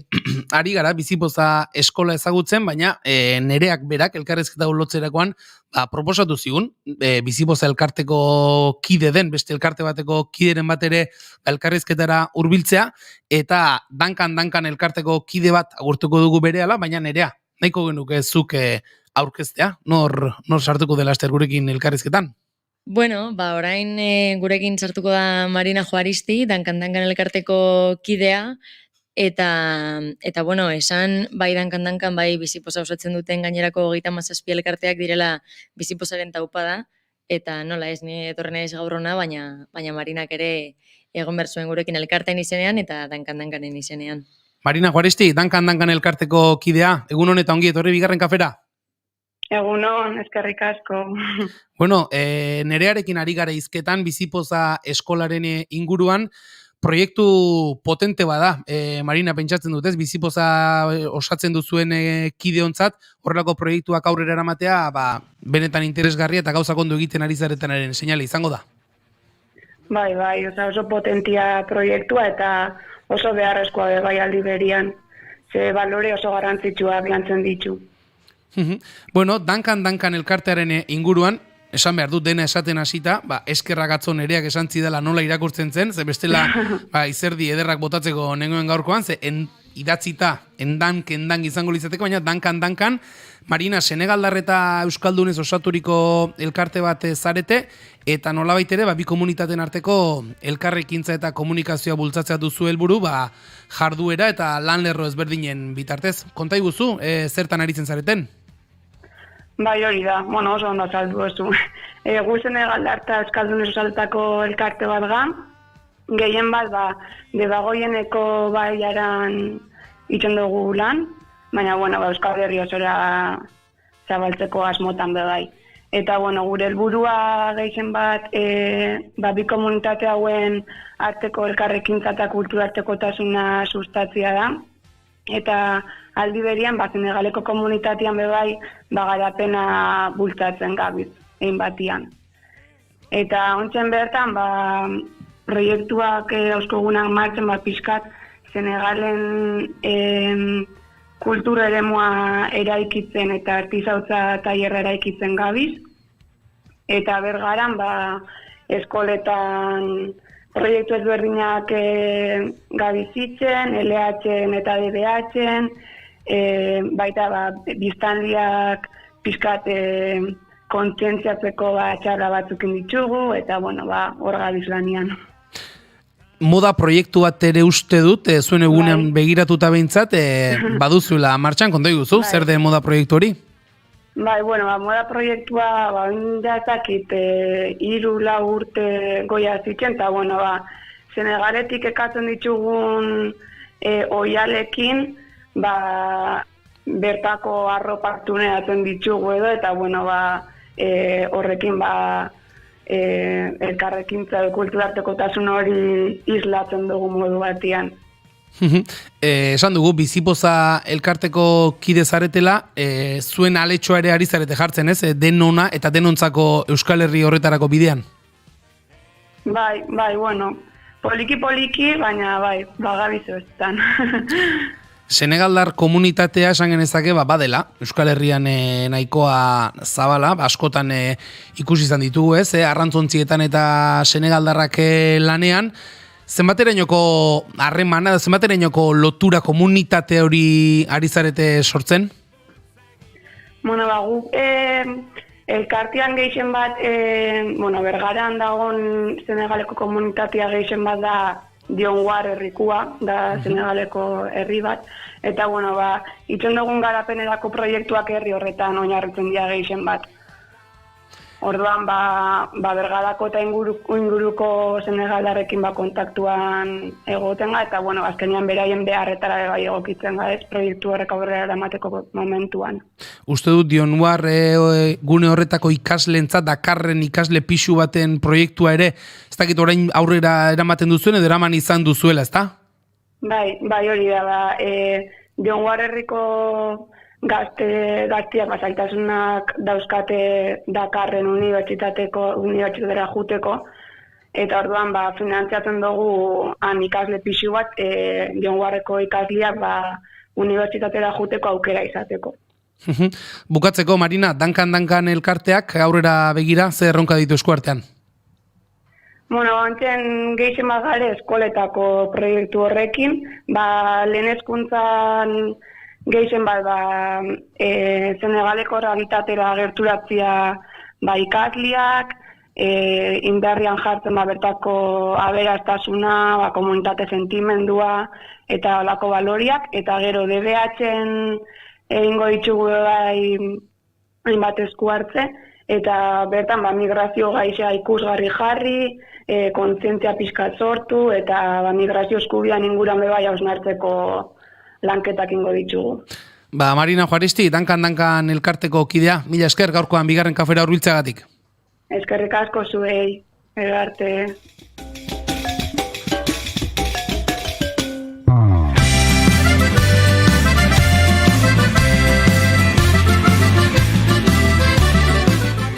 Bai, esan nahiko nuke asko dugula Senegaldarrekin eta Senegaldarren gandik ikasteko, lehenik eta behin dankanek esan nahi duelako okerrezpanago Wolof hizkuntzaz bestela zuzenduko naute elkarteko kideek, pixkanaka. Eta Senegaldarrek, Senegali deitzen diote teranga. Eta teranga hitzak esan nahi du kanpotarrak beso zabalik hartzen dituen herria. Eta iruditzen zait horrek erabat egiten duela bat bizipozarekin eta bizipoza eskolarekin. Zerbait ikasten da egunero, ezer ez baita urun ikusten. Sarea aipatu dugu hasieran, elkarte ezberdin asko gozaturiko sare handi bat ere badela bizipoza, eta pentsatzen dut nerea elkarte hoiek guztiek, bizipoza elkarteak daramatzan urte hauetan guztietan egin duten lana eta egin duten ekarpen ere garrantzitsu izango zela bizipoza eskola bezalako proiektu bat aurrera eramateko, ezta? Bakoitzak bere eremuan egiten duen lana, bere eremutik jaso duen ezagupena, eta hori bizipozara nola txertatu den ikustea eta gero hortik baliabideak ateratzea, bizipoza eskola bezalako egitasmo bat gauzatzeko, elkarteen lana ere, zomorro lan hori benetan garrantzitsu izango da, ezta? Bai, zalantzarik gabe. Elkarteak bizipozaren oinarria dira, elkarteak berak dira bizipoza, azkenean bizipoza da terki bat, ez? Elkarteak babesten dituena edo denak batera besarkatzen dituena, baina elkarte bakoitza gandik badugu pila bat ikasteko, eta elkarteen atal horretan, bizipozaeskola.eus webunean, elkarte bakoitzak ere badu ataltxo bat, zerbitzuak izenekoa, eta zerbitzuak horren barruan aurkituko dugu elkarte bakoitzak eskaintzen duen hori. Izan daitekela tailer bat, hitzaldi bat, solasaldi bat, auskalo zer, entzun dugu ere Marinak esan digula nola ari diren ikastetxeetan lanean, eta dankanek baditu zerbitzu batzuk eta eskaintzen ditu. Ez guk haiengandik ikasi ahal izan dezagun lehen pertsonan, eta azkenean bizipoza eskolak dankanekin lotura duten jarduerak proposatzen dizkigu, baina zerroe ez haiekin zuzenean eta haiengandik ikastea baino. Esan dugu iragan ostiralean egintzen dutela bizipoza eskolaren aurkezpen ekitaldia, pentsatzen dut lehen biziko fase hau izango dela, ez, nerea, pixka bat proiektua bera egonkortzea, webgunea bera egonkortzea, eta erabiltzaileen lehen biziko feedback horiek jasotzen hastea. Bai, hori da, orain gu ere hasi berriak gara honetan, eta bizipoza eskola webgune bizia da, horrek esan nahi du, ez dela horrela geratuko, ez, pixkanaka, ere guk dankan joango garela gauza berriak igotzen eta partekatzen, aurreratu aldizu eta adibidez Oinkari dantza taldeak egin dituela zenbait dantza, taldean egitekoak gure kantuetan oinarrituta, eta horiek ere laster partekatuko ditugula elkarteen atal horretan, eta bestalde Izaskun Forkada koreografoak ere bai, egingo ditu banaka egiteko, edo kopiatzeko moduko dantzak, nolabait esateko, eta horiek ere partekatuko ditugu laster, baina bai, egia da orain hasieran, nahi dugula lehen harreman bat sortuz, Bizipoza irekia dago elkarte berriak hartzeko, baina irekia dago ere harreman bide berri hoietara ikastetxeekin, eta hezkuntza formaleko eragileekin ere bai, herriekin irekia gaude, beso zabalik hartuko ditugula. Eta Bizipoza elkarteak berak, 2024ko, ze asmo? Betaurrekoa jantzi eta ziprizintzea eta ean oraino heldu daiteken gure ziprizinaren uina. Mezu horrekin geratuko gara. Nerea Godoi Fuentes Bizipoza eskola webgunearen aurkezpena egitera etortzagatik, eskerrik asko, bigarren kafera hurbiltzagatik eta segi ondo. Eskerrik asko zuei, placer bat. Ukigarri Akiezi 11:26 minutu bizitza arnasaldi, Olatz Salvador eta Jon Basaurenek mundu berri bat guztiontzat, diskaren kantu honetan eginako elkarlana. Izango dugu hurrengo minutuetan eta segituan jarriko gara Arkakusorekin, Iruñara bidean. Eskuzuki bizitzak arnazan, birikak arnazan, hautsi arnez hori atxeman ezari, ez eutxi arnazari. Irriak arnazan,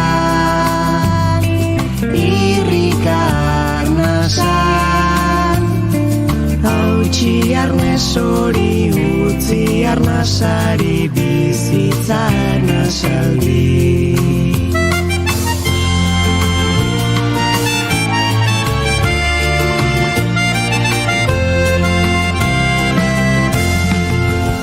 Elkartasun,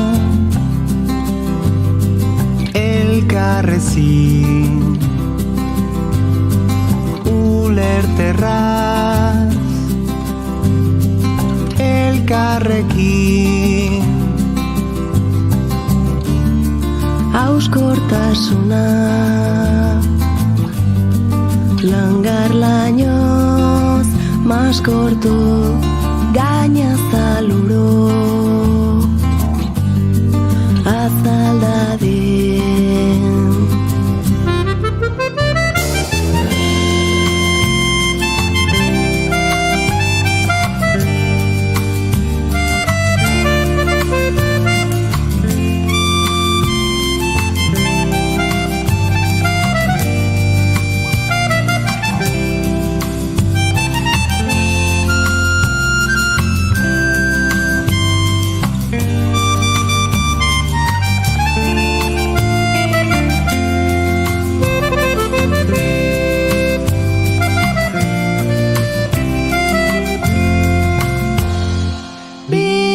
Bizitzak arnazan, birikak arnazan, hautsi arnez hori atxeman ezari, ez eutxi arnazari. Irriak arnazan, irrika arnazan, hautsi arnez hori utzi arnazari, bizitza arnazaldi.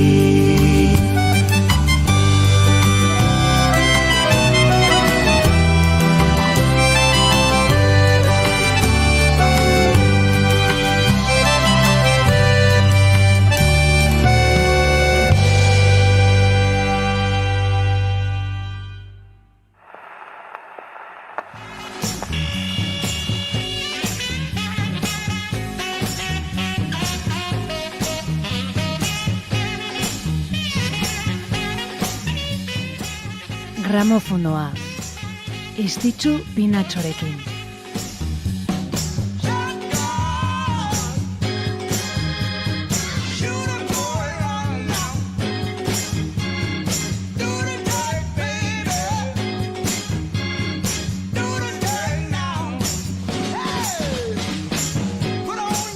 Estatu Batuetako hegoaldeko estatuetan barrena hasi dugu gaurko saioa.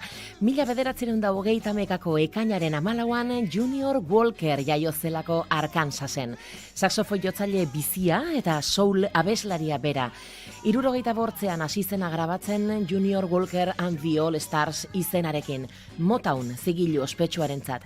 Eta disketxaren estiloari eutsi zion zutabetako bat izan zen gainera. Bertako bertze artista batzuk interpretatutako kantuen bertsio potenteak grabatuz. Shotgun hau izan zen bere estreinako abestia. Junior Walker ezimertzekoa, 60ko hamarkadako soula ulertzeko. Minbiziak eramantzun, orain 28 urte.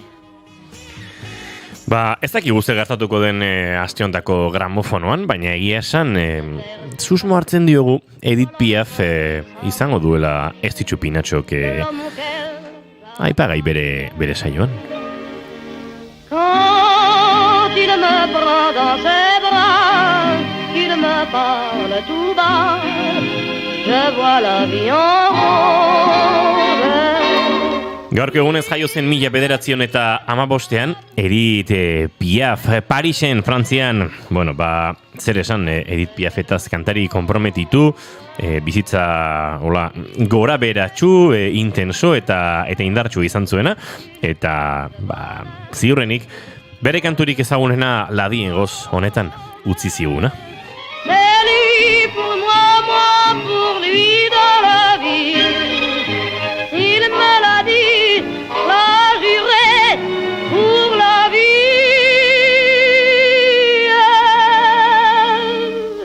Et dès que je l'aperçois, alors je sens dans moi mon cœur qui bat. Des nuits d'amour à plus. Eta hortxe goaz, poliki-poliki eguerdiko 12etara bidean, eta poliki-poliki ere gure urrengo gonbidatu edo gure urrengo kolaboratzaile aurkeztera, ze dagoeneko prest ikusten dugu. Gaur goizean esan dit, 0 gradutan zeudela Iruñan, baina dagoeneko epelduko zuen, zerbait giroak Nafarroako hiriburuan edo. Arkakuso egunon, zer modu zaude? Kaixo, egunon. Epeldu aldugu, Iruñerrik. Etxean bero, bai. Etxean bero. Kalean? Baina lehen goizean goiz, eski gaur jekin naiz oso goizeko 6 ez dakit zergatik, ez zinuen lorik egin eta esan dut, hemen kroketarena egiten egon baino, esnatzera. Osea, banoa altxatzera. Altxatzera, martxan jartzera, hori da. Eta -2 egiten zuen. -2. Ai! Fresko. Bai. Zero! Tu me l'as dit, pas juré pour la vie.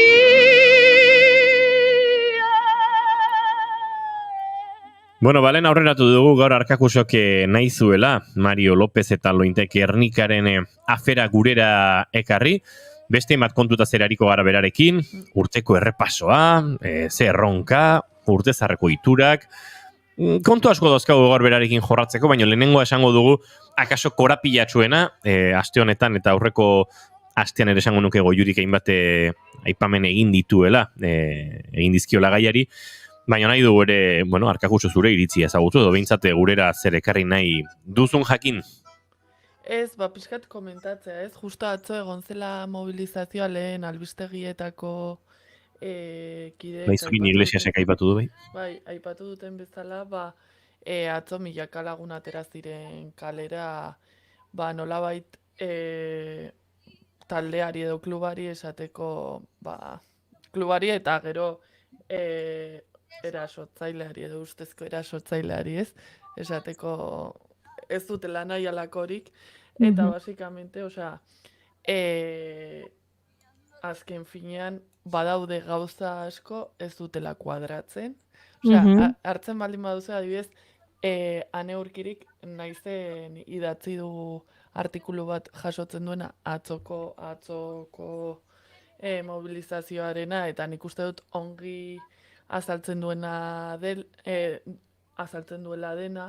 eta kontua da, hor nik uste dut gakoetako bat da, klubak izan duen posizionamendua, edo posizionamendu eza, Espainiako Saskibaloi Federazioa tartean sartu den arte, eta publiko egin den arte.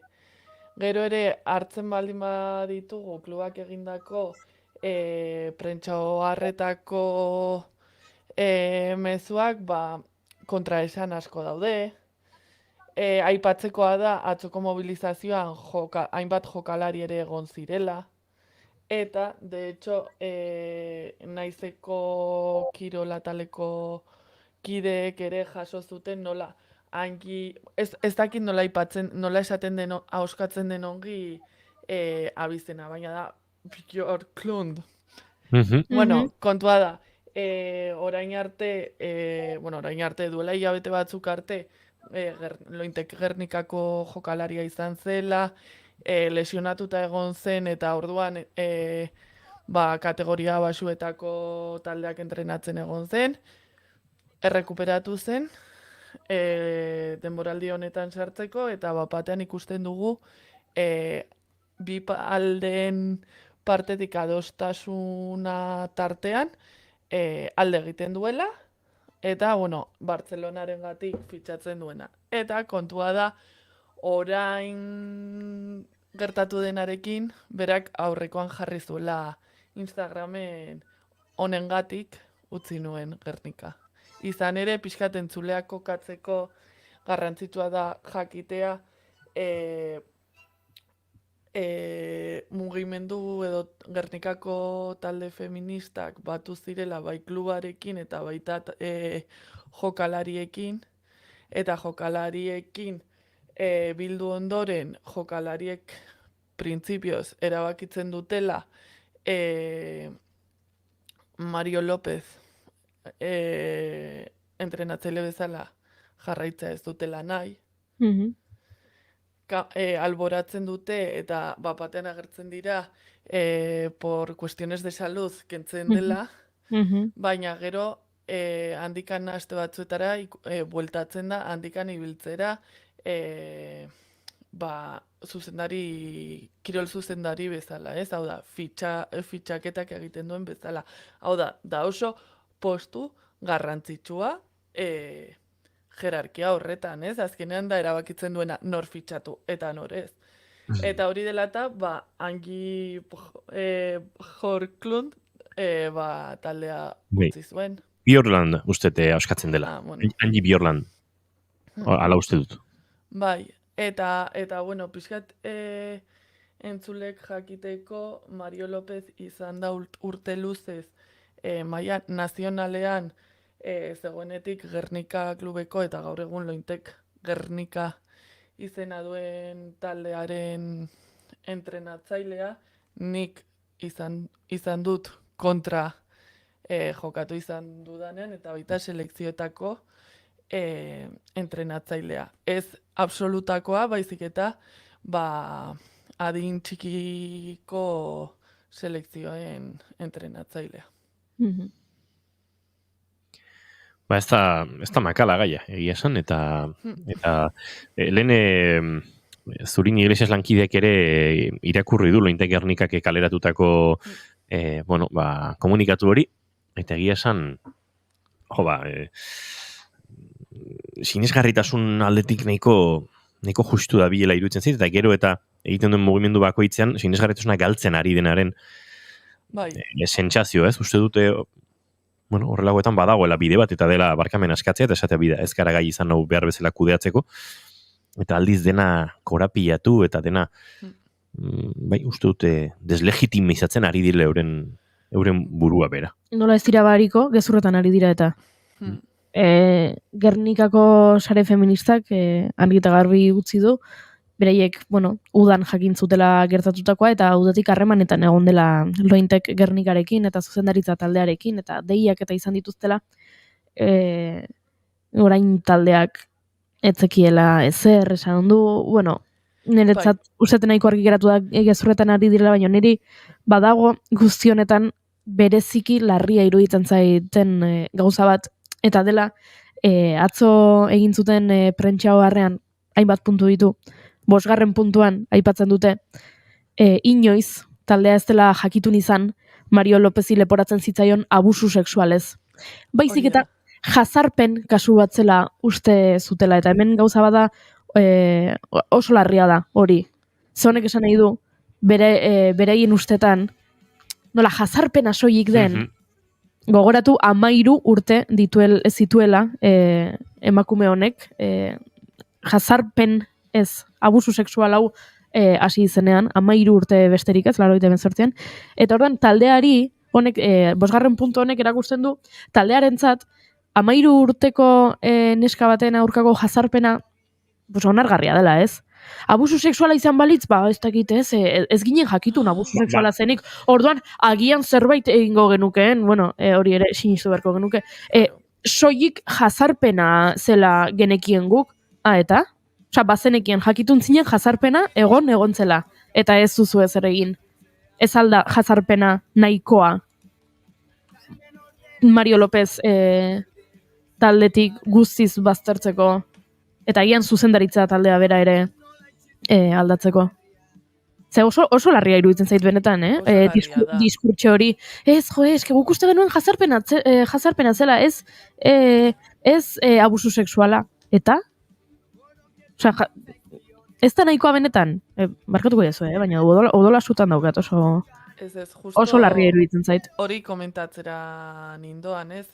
Lehenengo prentsa oharrean aipatu zuten ez zekitela ezer, eta gero atzokoan puntualizatu zuten hori, eta da, hasteko kontratatu norbait, zuen komunikazioa kudeatuko duena, ze horrela jarraituz gero, aparte iruditzen zaitatera zutela pixkat burua zuritzeko, ze ere hor kontuan hartu behar da, horrelako taldeek bereziki eta zoritxarrez gaur egun emakumezkoen kirol taldeak asko dependitzen dute, bereziki eta espreski diru babesletzaren gatik, eta kasu honetan Lointek ere agian posizio bat hartuko du, hartu beharko luke,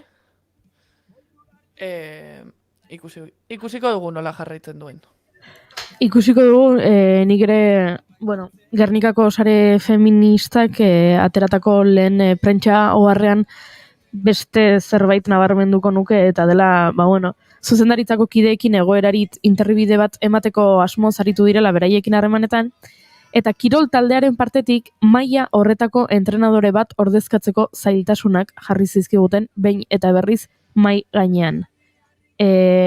Maila horretako entrenatzaile bat ordezkatzeko zailtasunak, benetan badaukazu, ez? Zure taldean, zure ustez soilik jazarpena egin duen gizon bat, eta ez duzu ordezkatuko, hainona den entrenatzaile bat topatzea ze zaila den, barkatu? Eta ere gehiago, gero jarri zutena ikusita, Ana Montañana izan dela ibilbide handiko saskibaloi jokalari bat, nola esan dezakezu hori, gainera. Ia okerragoa da, azalpena bera, Mario López defendatu nahi izatea baino, edo behintzat areagotu egiten du okerra, ez? Bai. Ikusi beharko dugu. Nola jarraitzen duen kontuak, baina, entzulek ere jakitea naizen ere kasua kubritzen ari direla, eta oso ongi. Posten gara, gure kirol erredakzioko lankideen lana, behar bezala izaten ari delako, eta mendik eskerrak ane urkirik zuzentzen duen lantalde horri ere. Errepikatzen dira benka berriz Joan zinen, baina ez zaude oraindik Joan zinen, baina ez zaude oraindik Joan zinen, baina ez zaude Tira, ondo baderitzozue gai goxoagoetara edo gai ezain mingarrietara egingo dugu paso, ikusten dut arkakuso dagoeneko badagoela, Gabonetako argiak hori, zuaitz bat da arkakuso? Ez, hau da nire mikroa. Zure mikroa. Bai, eske daukatola mikroaren besoan edo mikroa dagoen tokian entzulek pixkat ikustarazteko jarrita espumilloi, more eta txuria eta jarrita ere argi batzuk. Baina, bueno, ez da gauza Eta oso pozik zaude, ezta? Bai, ez da gauza bakarra. Badut ere hor atzean, bueno, norbaitek ikusi nahi baldin badu nola dudan, sartzea ikustera, edo bestela, larun batean, tartea izango duzue, goizeko 10:00-tatik, gaueko 10:00 arte, ze egongo naiz 12 orduko zuzenekoa egiten Twitch. Baina, bueno, hemen promoa sartuta gero. 12 ordu zuzenean, Bai. Así que, gonbidatuak zaudete, nahi baldin baduzue pasatu, elkarrizketatuak izan, ez, jokatuko dugu Fortniten, Among Usen, nahi dut Among Us egin. Ui, Among Us izan zen gure konfinamenduko kuadriako jolasa. Bai, pues... Among Us idoia dabilari asko gustatzen zitzaion. Bai, egia da, etortzen zen gurekin jolastera. Bai. Zer da Among Us? Among Us da bideo joko bat, Hiltzailearen jokua. hoi da, bat dago hiltzaia dena, eta zuk harrapatu behar duzu, ea nor den hiltzaia. Iku lenkartena jokatuko guan, inoiz al asesino edo... Bai. Neko, ez? Pueblo duerme edo... Bai. Eta begira, erakusten dizkizuedan gauza hauek, egin ditu nire amonak. Horko ere karabinagrea egin du nire amonak. Eta baita, hau, dela, nola dira, bolitaetako gero plantxatzen diren hoietako entzulendako, nola baiteko kreazioak, batetikan jengibrezko galleta hoien forma duen bat, eta bestea, da pinu desmontable bat. Hola. Gabonetako zuaitz badauka eskuartean oraintxe arkakus. Tira arkakuso galdetu diguzu, urteko repasoa egin bar genuela. Zemuz ginen, ze erronka zer, pasaden urtean burutu ez ditugunak, edo urte berrirako datozenek? Biak. Ze lehenengo egin behar da repasoa, zer egin dugun, zer daukagun hobetzeko, zer ez dugun egin. Baitzik eta zer daukagun hobetzeko. Beti alderdi positibotik. Ze bestela, azten gara latigo ateratzen eta fa. Eta hori ez da osasungarria. Ondo, alderdi positibotik. Hori da. Eta horrela, ja, datorren urterako erronkak, ja, ezarri ditzazkegu, kontuan hartuta aurtengoak. Adibidez, zer ikasi duzu aurten? Gidatzen? Ligatzen? Gidabaimena atera dut, 2023an? Nik ligatzen. Ez, ligatzen bazekiengo juri lehenagotik, baina gidatzen ikasi du. Bai, ez gaieri. Ligatzen aztu egin zaitu 2023. Baina esateko... Ez superpozik, esan gauza positiboak batu behar genituela, eta ligatzen ez da gauza positiboa. Gidatzen, gidabaimena atera dut 2023an. Hori da urteko garaipena. Ole! Eta zuk Julen? Zer egin dudan aurten? Bai, edo zer ikasi duzun. Ez dakit. Akaso izan da, nire bizitzako urterik lanpetuenetako bat. Bueno. Ikasi duzu ez esaten? Ez. Uri uste du sekula ez duan egin. Guain esan duzu? Ja. Ui, ama, hau da giroa. Bale, banoa, Ez. Bai, akaso ikasi beharko nuke ez esaten, baina... Zergatik, geldirik. Baina bai, akaso momenturen batean urazpiti buru atera eta arnasa hartzen ikastea izango da 2024ko erronka. Ez dakit asmatuko dudan, baina saietuko naiz. Aurreratu egin zara, oraindik ari gara 2023ko lorpenetaz. Baina esan du 2023ko erronkak eta... zer ez dudan egin beharko nukeen akaso uneren batean, hori saietuko naiz 24an egiten. Nik ez dakit zer emontra ikasi dudan 2023an. Zoz ikasi badut. Ba, egin behar da, lanketa hori. Claro. Ari naiz pentsatzen, baina. Ez dakit, batean egiteko lanketa hoten. Egin duzun kanturen baten letra. Hori ikasi dut. Pentsa, disko bat egin duzu. Hori da. Baina, ez dakit ikasi dudan disko hori egiten. Agian prozesuan, sormen prozesu bat da... Muskuiluak lan egiten zenituen edo aurten ikasi duzu? Aurten ikasi dut tomate naturala, tomate frigitua egiten tomate naturaletik. Oso ondo. Bai, eta horrekin muskuilu ondo goxuak prestatzen. Baina uste dut berriro egin behar ditudanean, nire soziadeko Juanitori berriro ditu beharko dio dara. Juanito, nola zan tomateana zenba denbora tipula gallegoa eta bestea eta bai, bazaukan bere gauza, baina hori ikasi dut, disko bat, epe bat hilabete batean egiten ere bai, hori ikasi dut. Hilabete bateko epean. Bai. Baina, eta ez dakit etorkizunera begira zerronka dudan, zuk ikasi duzu, Arkakuso? Nik ikasi dut gauzen edo kontrolatzen ez ditudan edo olako mobideen aurrean distantzia hartzen eta handikan perspektiba pixka batekin oiek begiratzen, ez ikusten, begiratzen. Eta horrek nire osasun mentalari asko lagundu dit. Eta baita ere, eta uste dut, hau dela oso garrantzitsua, lehenengo aldiz, neure burua, neure sentimenduak, neure emozioak lehenestea.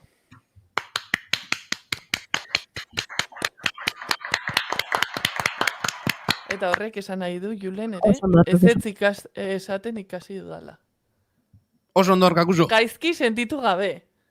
Oso ondo Arkakuso. Nik ez dut ikasiko. Ez ez ikasiko, edo ez ikasi. Julenen ahotsak orain txartzen du pixkat Potxolo Martínez de Bordiuren kolorea. Nondago nire motxila. Esan Julen. Nondago nire motxila. Bai, oso Potxolo. Oso Potxolo ere bai. Koitxaua. Ahots sendo eta lirain hori nola dagoen orain txe pixkatola eskaskerietan eta gizajoa. Eta orduan zerronka dituzue. Julenek aipatu du, baina Inigo Goiuri? Nik nahi nuke Danubio ibaia jeisten bukatu. Bida. Bai, Budapesten amaitu nuen, joan den udako, duela bi udako bidaiura, 1300 kilometro eginda, eta erronka izango da topatzea 20 piku egun, 25 bat egun, lasai xamar Budapestetik itxasoraino heltzeko, beste 1300 kilometro daudeta. Zaila ikusten dute, Inigi. Baita nik ere, ez hori esan, baina ez animo mota dau. Olimpiariokoak direla! Badaki, horregatik da zaila, bai. Festa! Horregatik da zaila, bai, baina ez dakit, ez dute amore ematen, uste dut, akaso lortuko duela, tartetxoren bat egitea. Akaso azkarra joan marko dut eta 15 egunekin konformatu, ziztu bizian, lorik egin gabe. Aldapa bera aldin bada? Bai, aldapa bera bada. Bai, hori bia beste erronka, baina ez da aurrekoan behintzat Alemanian eta nahiko internet eskaxa daukate eta kosta egiten zen, ez pentsa. Story bat igotzea ere lana izaten zen, streaminga egiteko. Baina bestela bai, streaminga hola zuzenean egitea gauza polita da. Zegi esan ordu asko dauzkazu palari eman eta egin liteke.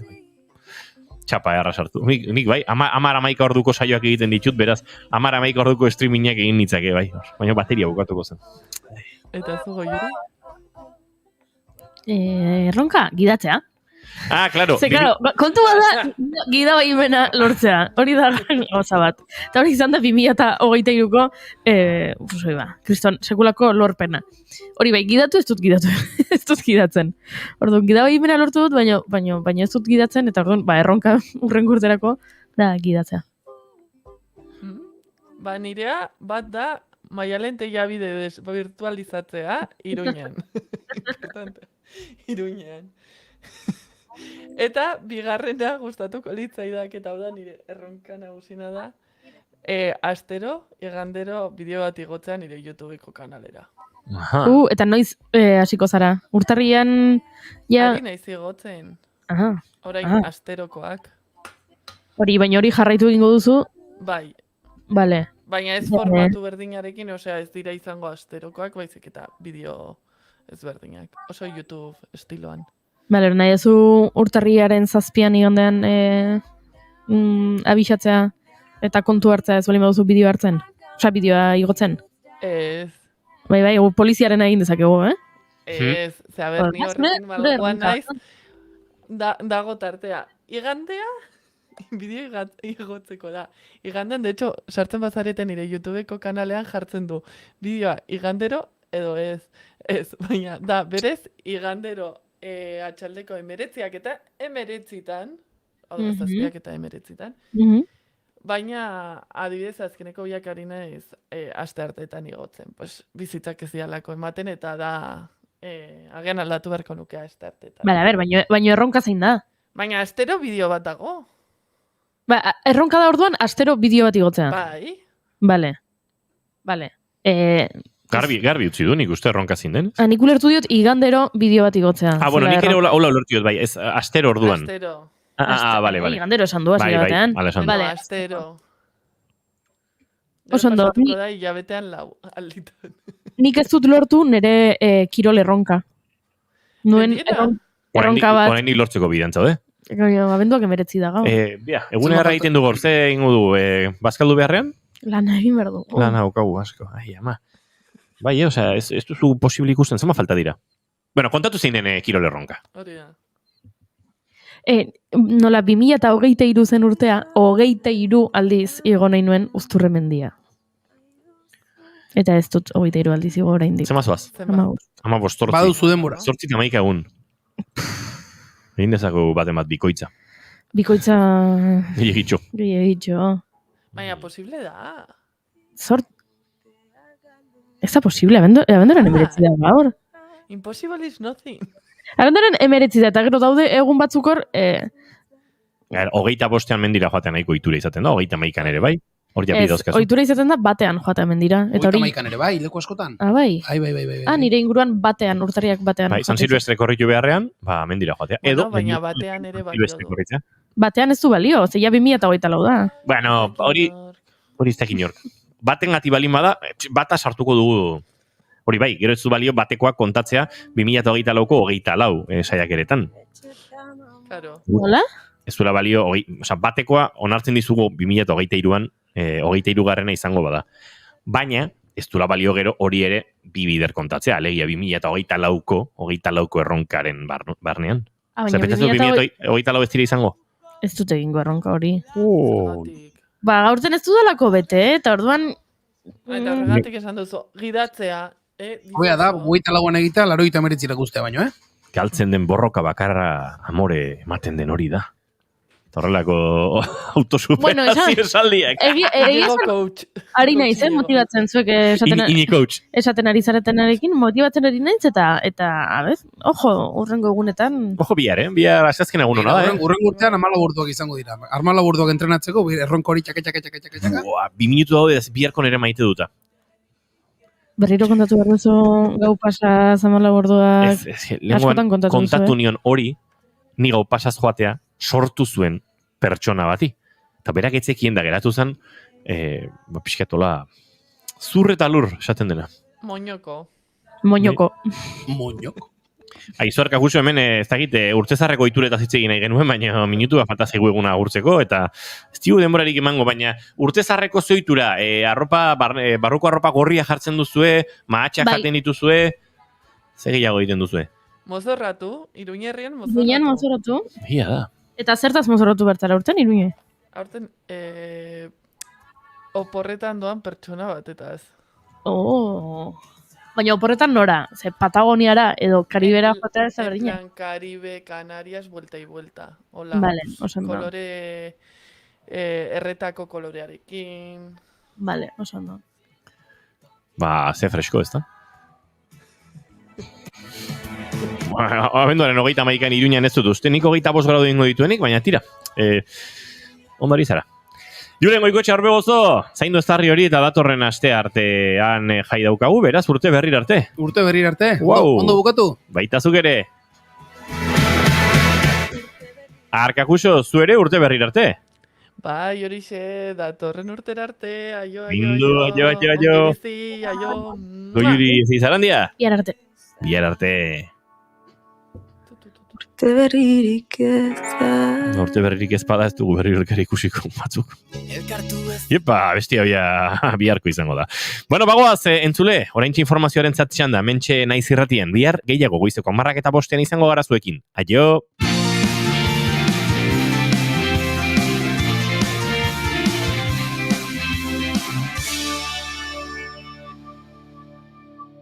keep calm and bigarren kafea.